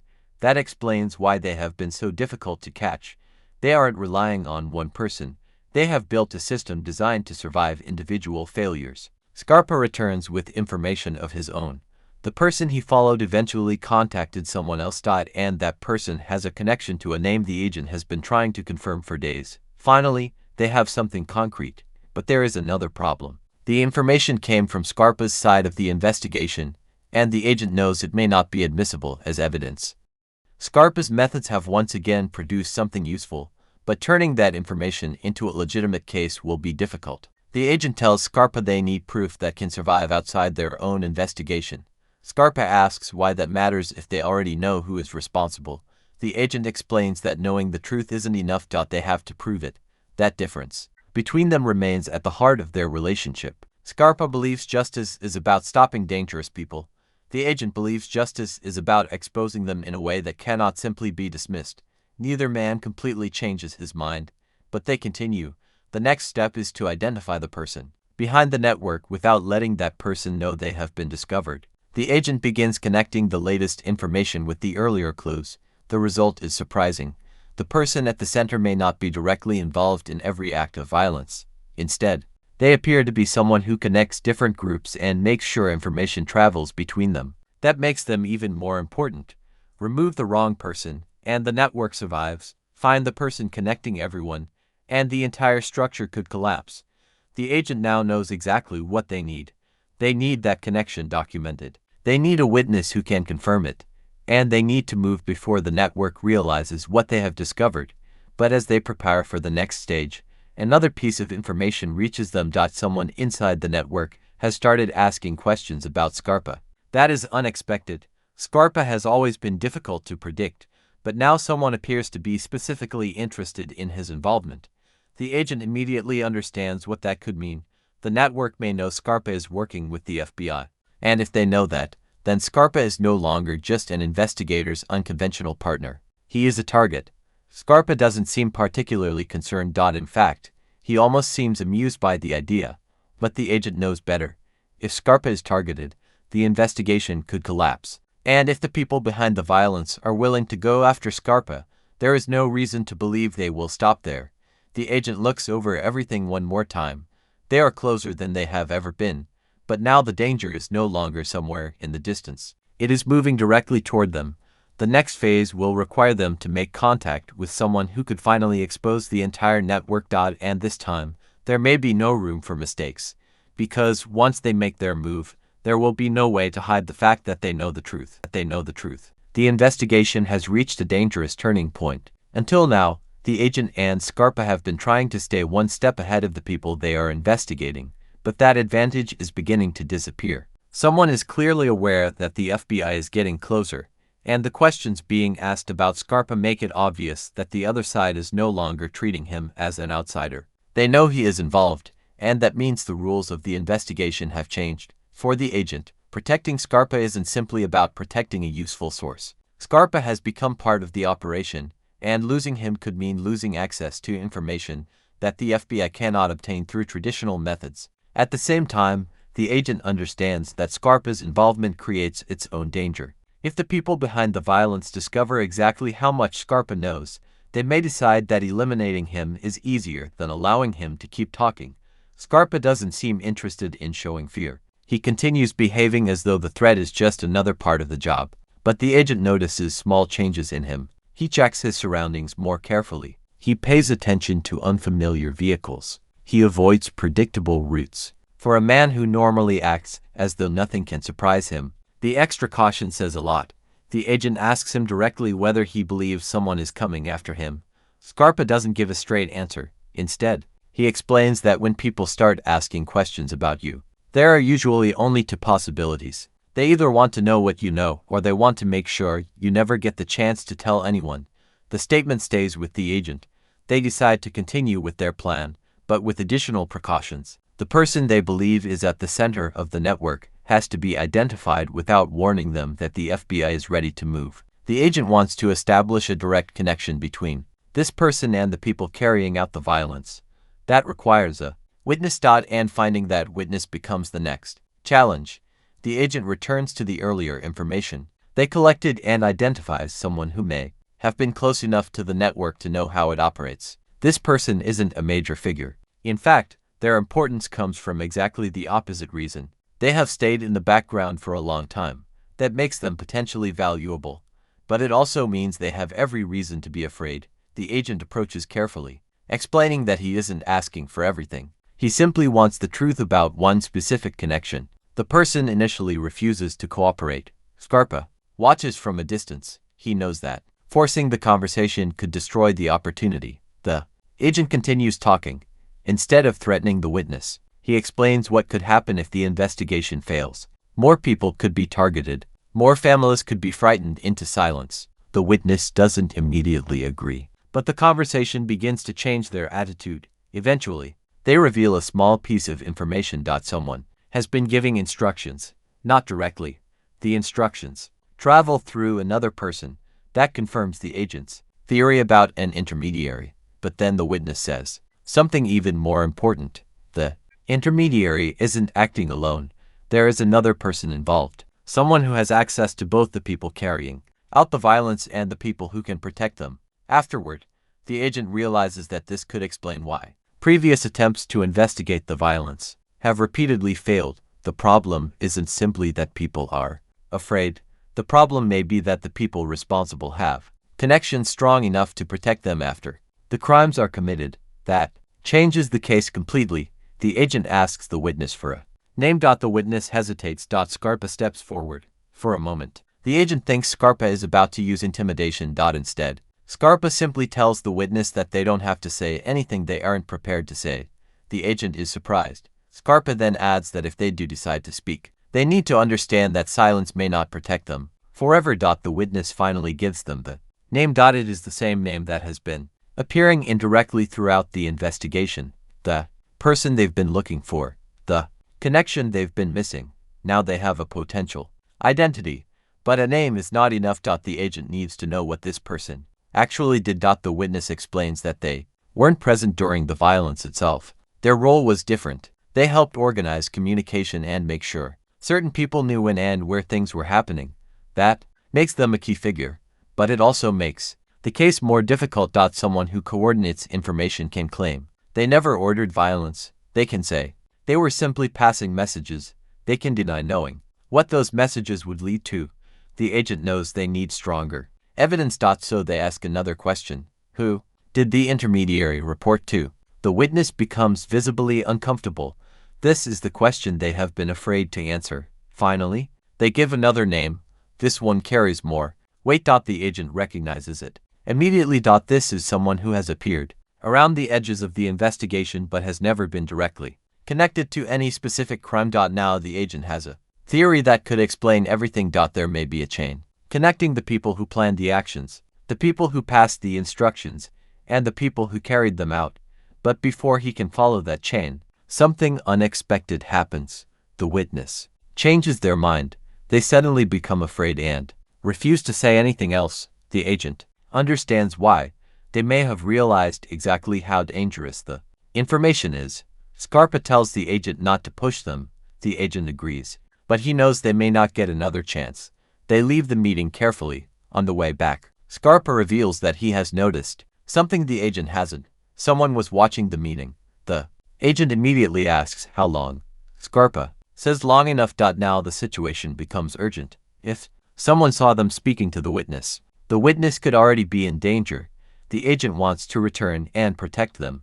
Scarpa argues that doing so could expose the investigation even further. The two men disagree, but this time the argument doesn't last long. They both understand what is at stake. They return to the area, but the witness is gone. The place is empty.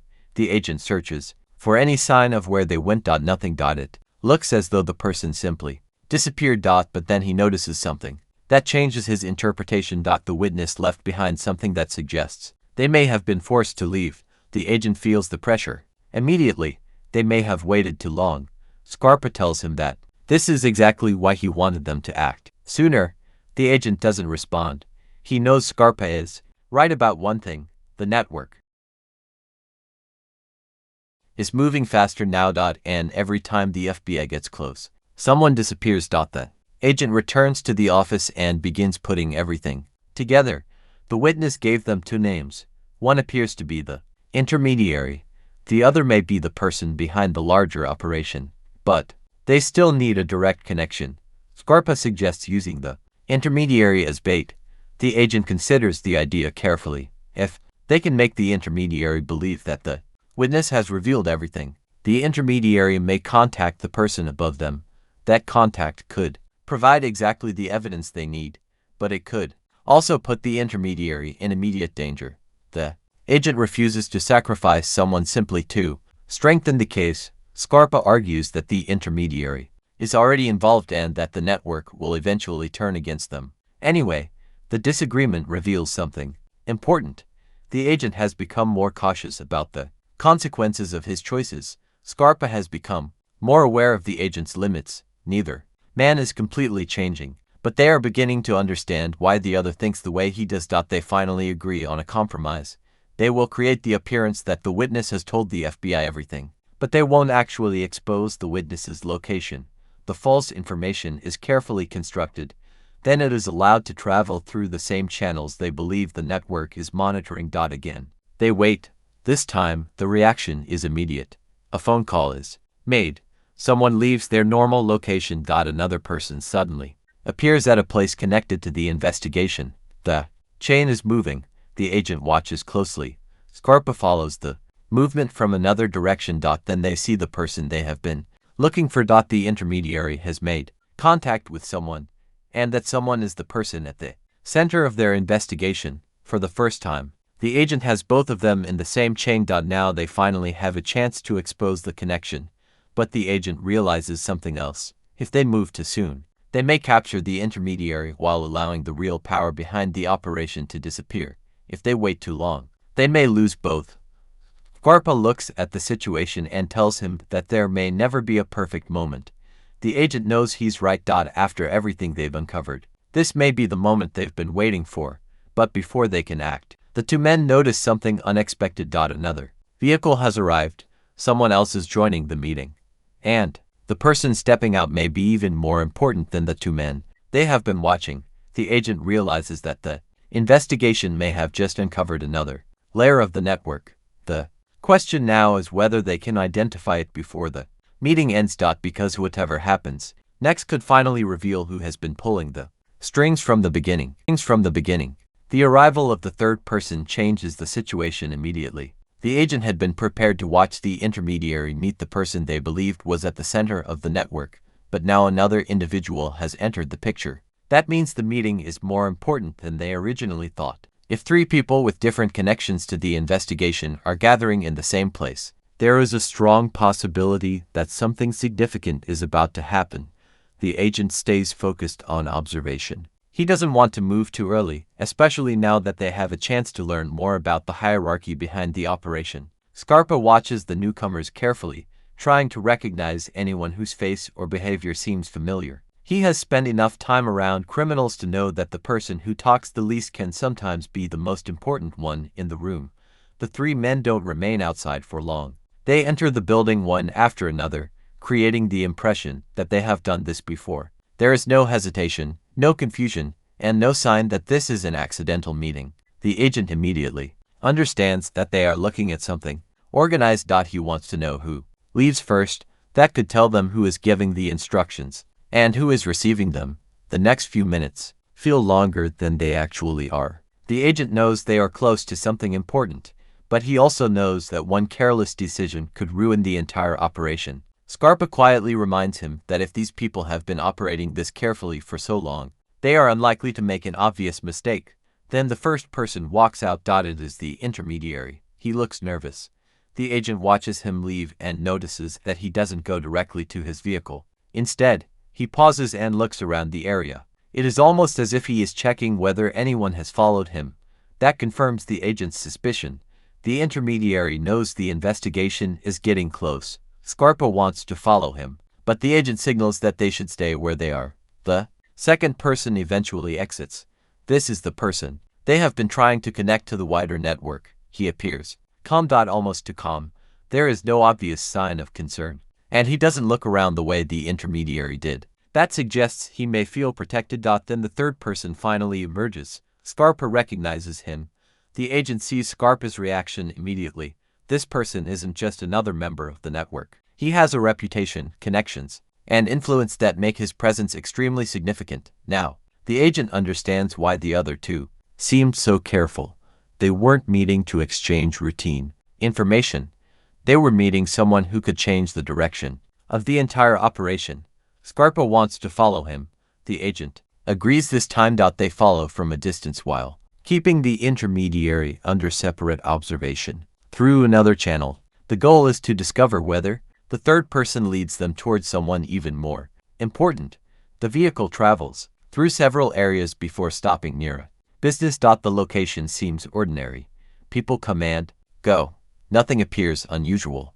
But the third person enters through a side entrance rather than the main door. That detail catches the agent's attention. Scarpa says they should go inside. The agent refuses. They need to know who else is there first. They wait. After some time, another individual arrives, then another. The agent realizes the location may be functioning as a meeting point for people connected to the network, but this time, they don't have enough information to know whether the people inside are directly involved in the violence or simply connected through other activities. That distinction matters. The agent doesn't want to accuse innocent people simply because they know the wrong person. He needs evidence. Scarpa, however, believes that the pattern is already clear. The agent tells him that a pattern isn't a case. Scarpa responds that a case doesn't matter if everyone involved disappears.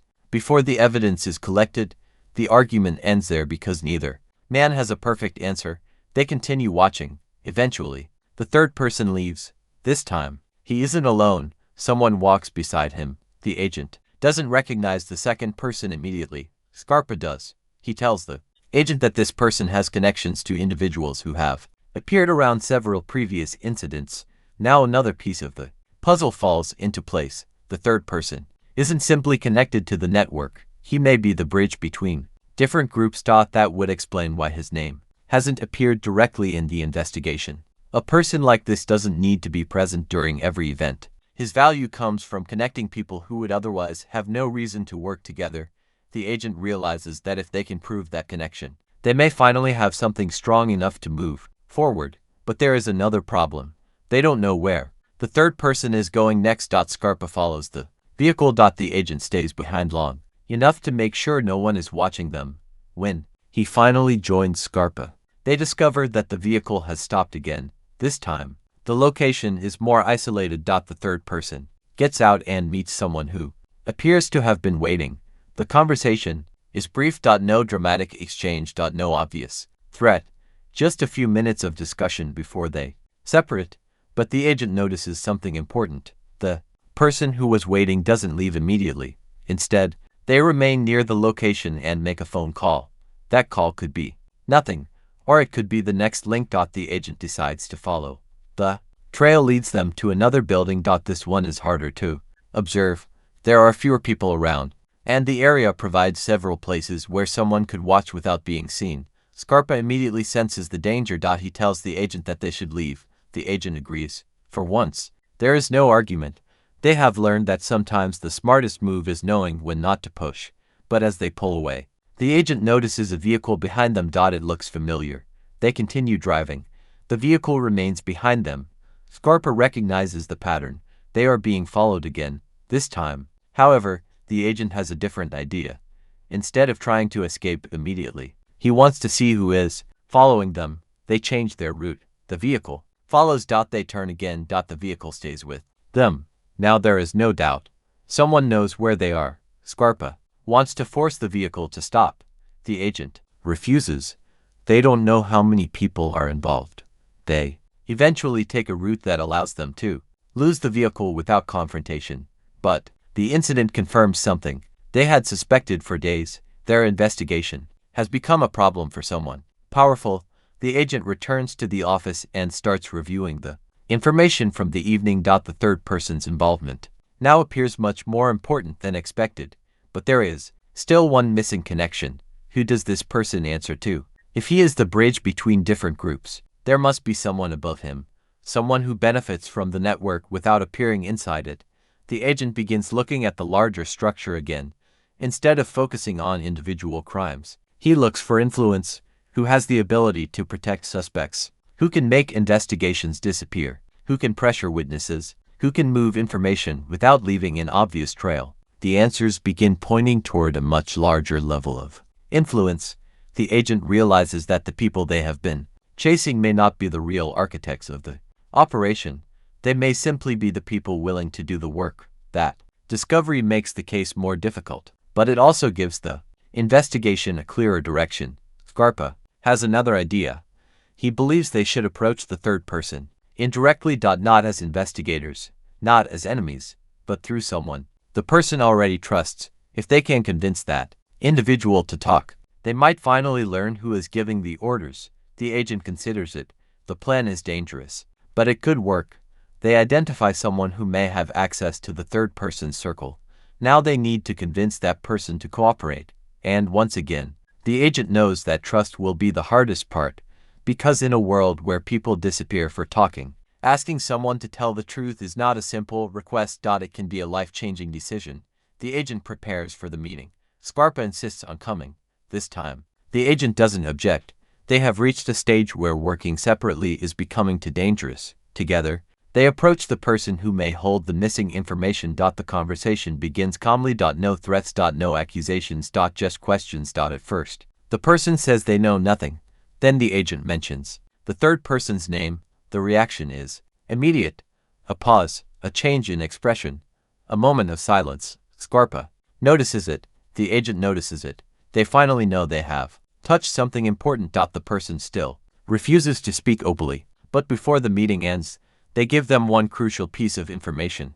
There is another meeting coming, and this time, someone higher up is expected to attend. The agent realizes what that means. They may finally have a chance to identify the person at the top of the network, but the information comes with a warning. If the people involved discover that the FBI knows about the meeting, they will cancel it. And if they realize who provided the information, that person may not survive. The agent understands the stakes. For the first time, they are not simply following the network. They have been given a chance to see the people behind it gather together. Now they have to decide how to use that opportunity, because one mistake could destroy the investigation. Because one mistake could destroy the investigation. The warning about the upcoming meeting changes the investigation completely.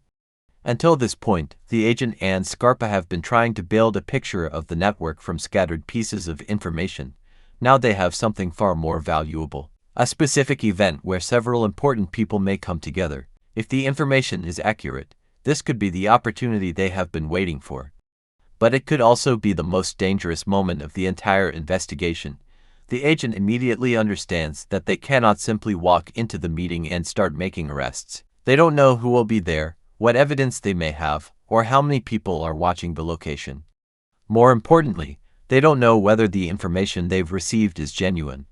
It could be a carefully prepared trap designed to draw the FBI into a situation where the investigators themselves become exposed. Scarpa doesn't seem nearly as worried. He believes the meeting is real. In his mind, people who operate through secrecy eventually need to meet in person. Phones can be monitored, messages can be intercepted, and intermediaries can make mistakes. But a private meeting gives powerful people a chance to make decisions face-to-face. That is exactly why the agent wants to observe it. If they can identify everyone who attends, they may finally understand how the network is structured. The first challenge is protecting the person who gave them the information. The agent knows that if the network discovers where the information came from, the witness could become the next target. So they keep the source completely separate from the operation. The agent also limits how much information he shares with others. Scarpa notices. He asks whether the agent is worried about another leak. The agent doesn't answer directly. He doesn't need to. Both men understand that the possibility of betrayal is now too serious to ignore. They begin preparing for the meeting. Instead of surrounding the location with obvious law enforcement presence, they decide to keep the operation discreet. The goal is not to scare anyone away. They want the people involved to believe everything is normal. Scarpa takes responsibility for watching the people approaching the location. The agent focuses on identifying the most important individuals. As the meeting time approaches, the tension grows. One vehicle arrives, then another. People enter separately, exactly as the agent expected. Nobody wants to be seen arriving together. That alone tells him that the meeting is important. Scarpa recognizes several faces. Some are people they have already connected to the investigation.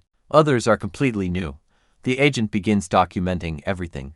Then a vehicle arrives that immediately changes the atmosphere. The person who steps out isn't someone they expected to see.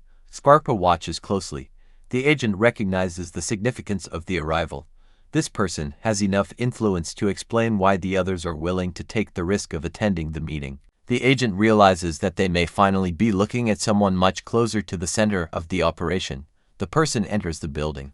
The door closes. For the next several minutes, nothing happens. The agent waits. Scarpa watches the exits. Then something unexpected occurs. A vehicle approaches the location, but doesn't stop. It slows down. Someone inside looks toward the building. Then the vehicle continues. Scarpa immediately becomes suspicious. The agent agrees. It could be surveillance. Or it could be someone checking whether the meeting has been compromised. Either way, they now know that someone else is watching. The agent decides not to interfere. If the people inside believe they are being watched, they may cancel the meeting. Instead, he waits to see what happens. Eventually, another person leaves the building. They don't appear to be part of the main group. They walk to their vehicle and leave quickly. Scarpa follows from a distance. The agent stays behind. The decision turns out to be important. Scarpa discovers that the person has gone to another location and made a phone call. He waits long enough to identify who they contact. When he returns, he gives the agent the information. The phone call connects the meeting to another person they have been trying to identify. Now the agent has a new theory. The meeting may not simply be about planning future actions. It may be about controlling the damage caused by the FBI investigation. Someone inside that room may already know that investigators are getting close. The agent realizes the meeting could be taking place because the network has become concerned. That means the pressure is working, but it also means the people inside may be preparing to eliminate evidence. The agent wants to know exactly what they are discussing. They cannot hear the conversation, so they need another way to learn what is happening. Scarpa suggests following the people after they leave. The agent agrees. They won't make any arrests yet. They will watch. One by one, the vehicles begin leaving. The agent carefully records their routes. Scarpa follows the person he believes is most important. The agent follows another vehicle. This creates two separate trails. The agent's vehicle eventually reaches a private residence. The person enters. Nothing unusual happens, but after several minutes, another vehicle arrives. The agent recognizes the driver. It is someone connected to the earlier investigation.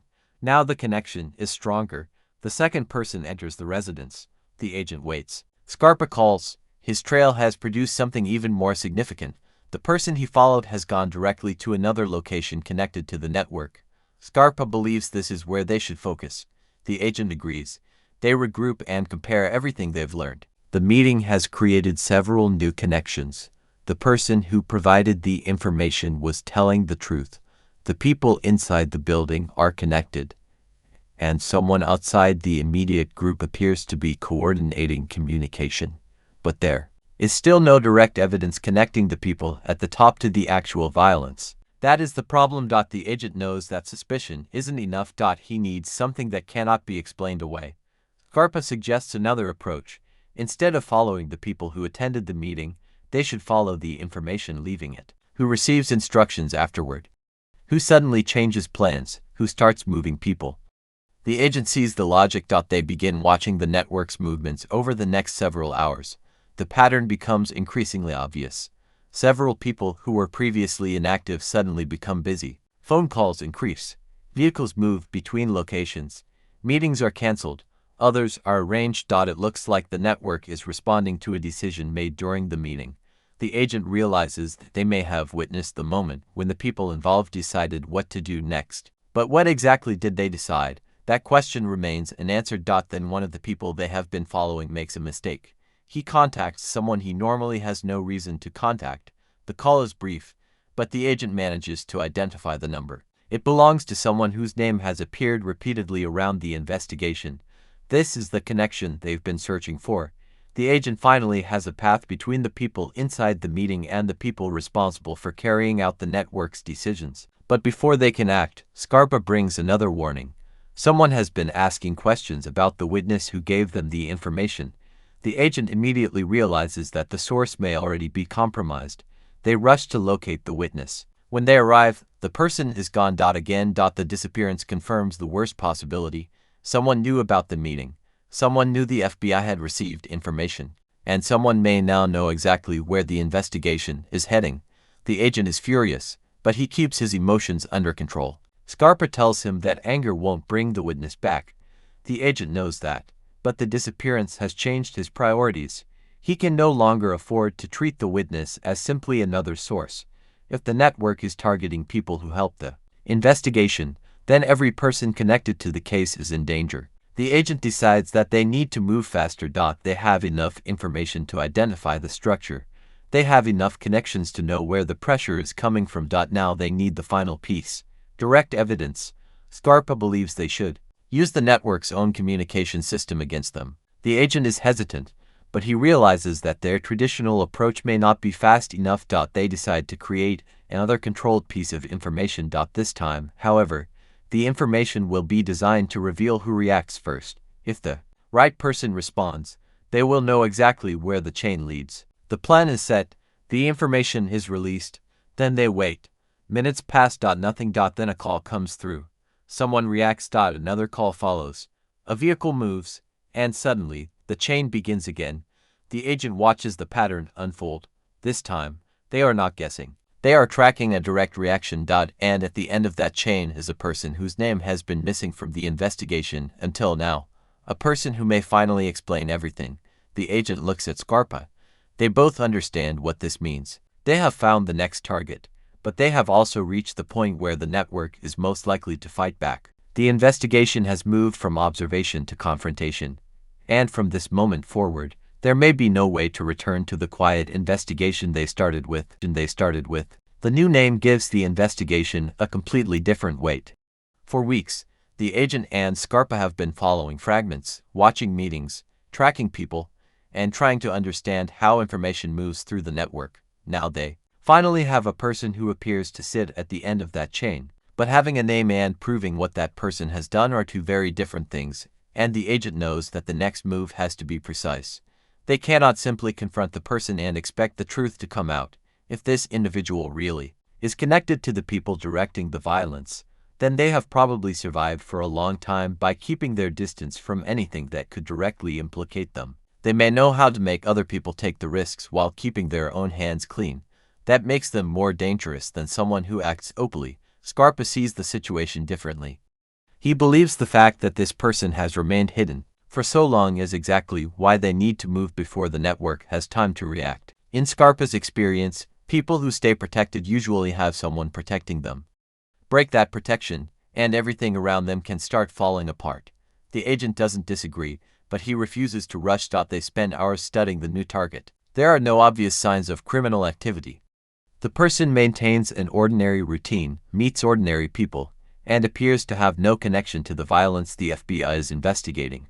But the agent has learned not to judge people by appearances. What matters is who they meet when nobody is supposed to be watching. The first important connection appears late in the evening. The target receives a visitor. The visitor stays only a few minutes before leaving. Scarpa immediately recognizes the person. It is someone they have encountered before, someone who has repeatedly appeared near people connected to the investigation. The agent now has another link. He begins to understand that the network may be built around relationships rather than formal organizations. There may be no official structure, no obvious chain of command, and no single place where everyone gathers. Instead, information travels through trusted individuals. That makes the network difficult to expose, but it also creates a weakness. Every connection leaves a trail. The agent decides they need to identify the next person in the chain. Scarpa follows the visitor. This time, the agent remains with the target. For several hours, nothing happens. Then the target receives a phone call. The conversation is short. The target looks concerned afterward. That reaction tells the agent that something has changed. The target immediately leaves the house. The agent follows. The drive takes them toward an area they have not previously connected to the investigation. Scarpa eventually calls with his own discovery. The visitor he followed has contacted someone else. The same person whose name appeared earlier. Now both trails are pointing toward the same place. The agent realizes this cannot be coincidence. They meet near the location and compare everything they know. The network is moving, and it appears to be moving because of them. Someone may have realized that the FBI has identified the connection. The agent decides they need to act before the target disappears, but they still need evidence. So they continue watching. The target enters a building. Another person is already waiting inside. The meeting lasts longer this time. Scarpa wants to move closer. The agent tells him to stay back. They don't know who else could be inside. Then a third person arrives. The agent recognizes him immediately. This is someone whose name has been connected to previous incidents, but never strongly enough to make him a central suspect. Now the three people are together. The agent realizes they may be looking at the most important meeting they've witnessed yet. They wait. Eventually, the meeting ends. The first person leaves, then the second. The target leaves last. Scarpa follows the third person. The agent follows the target. This time, the target appears to realize he is being watched. He takes an unexpected turn. The agent doesn't follow immediately. Instead, he waits and watches from a distance. The target continues. Then he stops. A second vehicle arrives. Someone gets out. The target speaks with them briefly.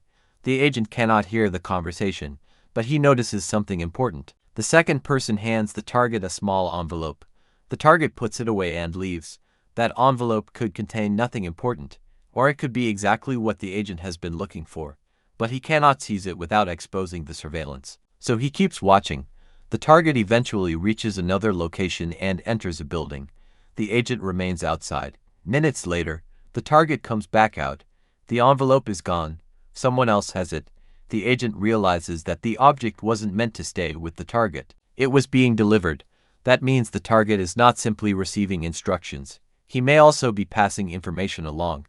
This makes him an even more important part of the network. The agent contacts Scarpa.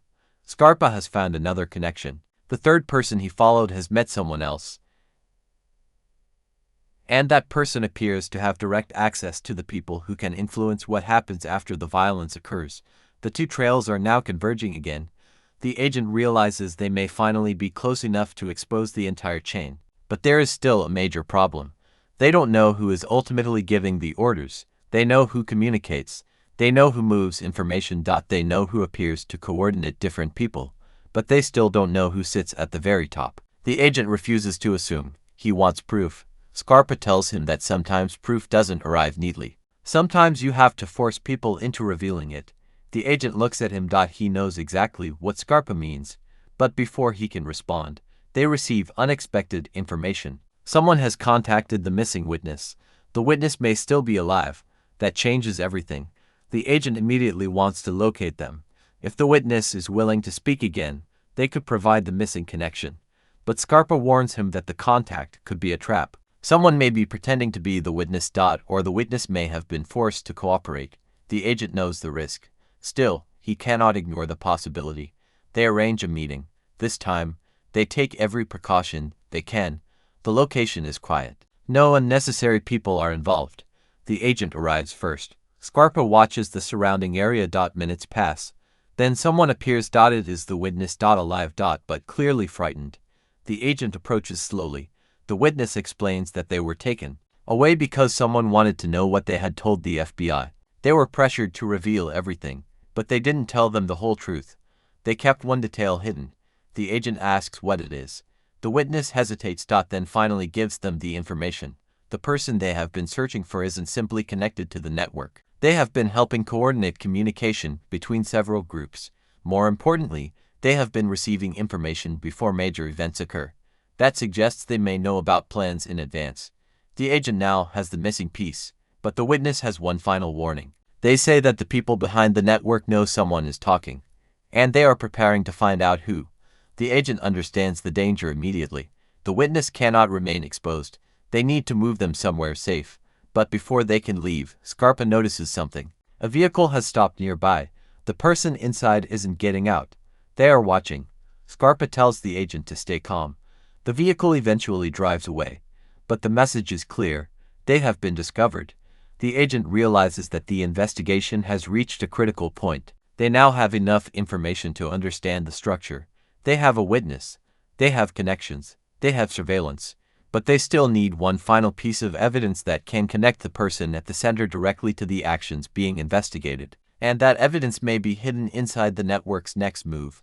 The agent decides they cannot wait any longer. They need to force the network into making a decision.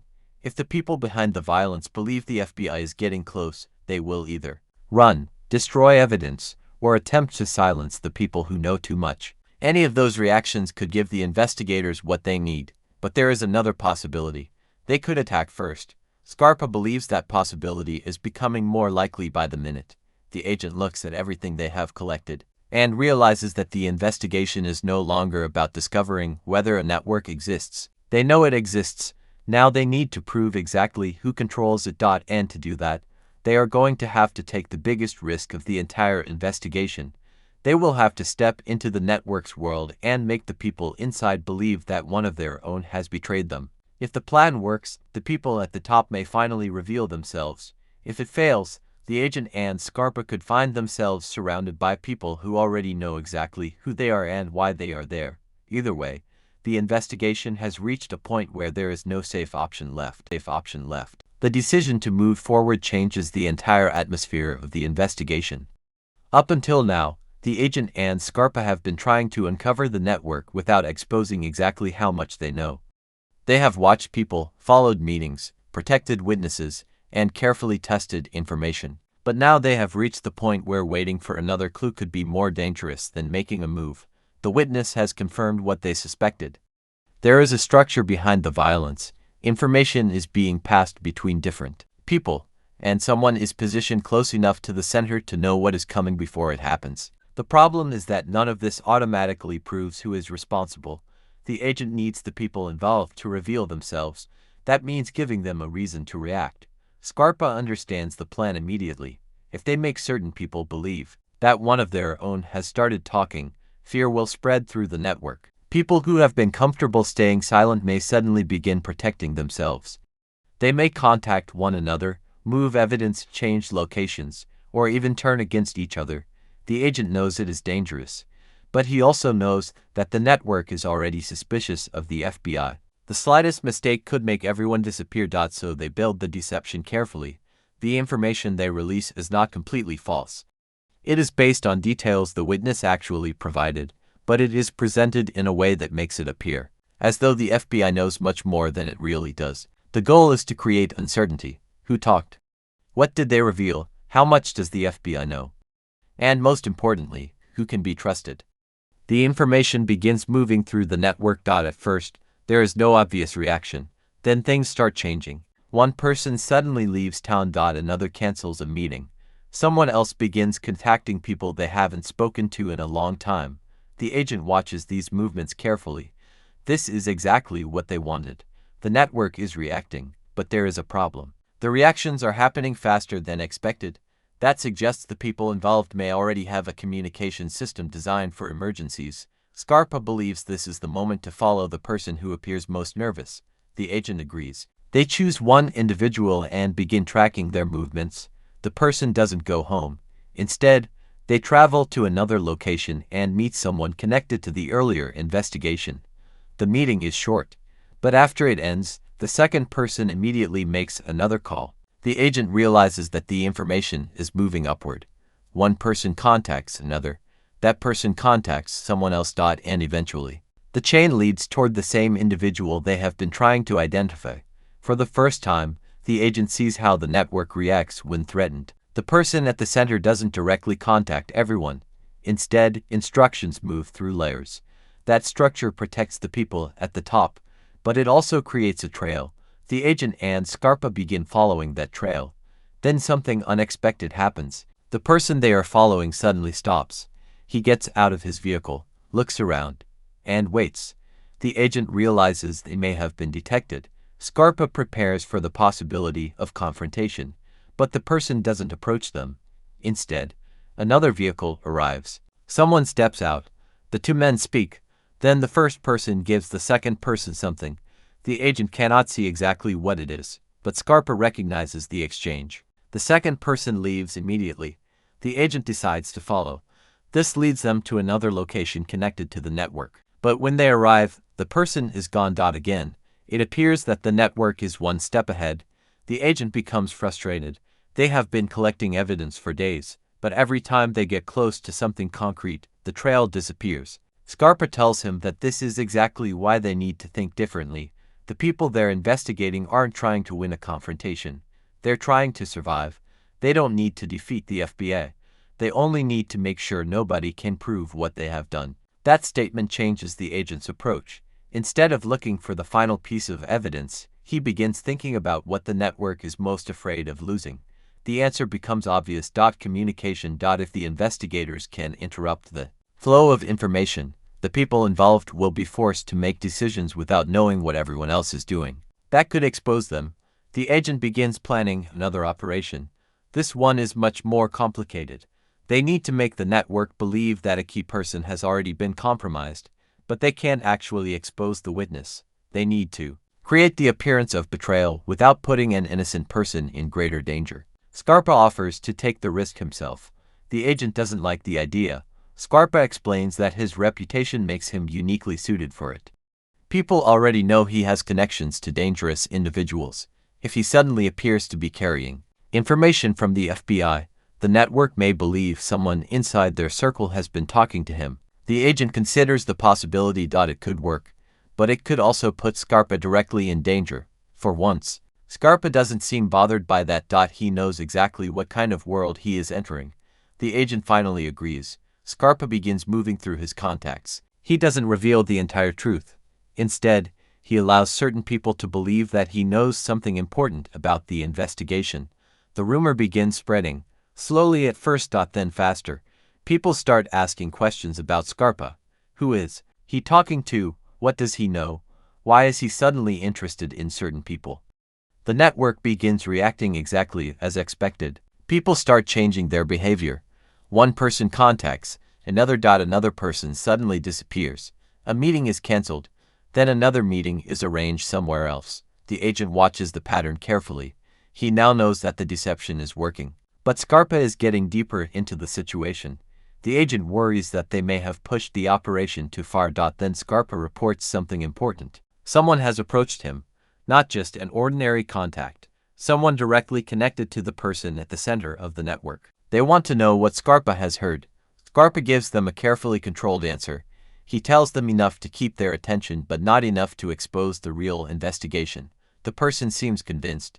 Then they ask Scarpa a question that changes everything. They want to know whether the FBI has evidence. Scarpa realizes that this is the information the network is most afraid of. Not rumors. Not accusations. Evidence. If they believe the FBI has physical proof, they may start destroying anything that could connect them to the violence. That could actually help the investigation. Scarpa reports the conversation to the agent. The agent immediately understands what needs to happen next. They need to make the network believe the evidence exists, not just that the FBI suspects them. They need the people responsible to believe that the government has something capable of putting them away. The deception becomes much more dangerous, because once the network believes evidence exists, someone may try to destroy it, and that reaction could finally lead the investigators to the missing proof. The agent carefully prepares the next step. They allow information to circulate suggesting that an important piece of evidence has been secured. They don't say what it is. They don't say where it is. They simply allow the rumor to grow. Then they wait. The reaction is almost immediate. Someone begins searching for something. The agent notices unusual movement around a location that had previously seemed unimportant. People who never appeared connected suddenly become active. Vehicles begin moving at strange hours. The network is looking for something. And that means the investigators have finally found something the people responsible are afraid of losing. Scarpa follows one of the movements. The trail leads to a location they haven't previously considered important. He watches from a distance. Then he sees someone enter. The person is carrying something. Scarpa recognizes him. This is someone who has appeared several times around the investigation without ever becoming a major focus. Now his behavior makes sense. He may be responsible for moving or hiding evidence. Scarpa doesn't approach him. Instead, he informs the agent. The agent immediately understands the significance. They have finally found a possible evidence handler, but they still need to know what he is carrying. If they move too soon, they could lose the chance to discover where the evidence goes. So they wait. The person remains inside for several minutes. Then another vehicle arrives. Someone else enters. The door closes. Scarpa watches carefully. The agent realizes that whatever is happening inside could be the moment they've been waiting for. The network believes the FBI has evidence. They are trying to find it. And now two important people are meeting at a location connected to the investigation. Everything appears to be falling into place.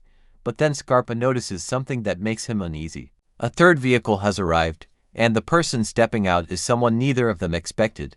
The agent recognizes the face. He realizes immediately that this person has a much closer connection to the entire operation than they originally believed. The third person enters the building. Scarpa looks toward the agent. Neither man says anything. They both understand that they may have just reached the center of the network.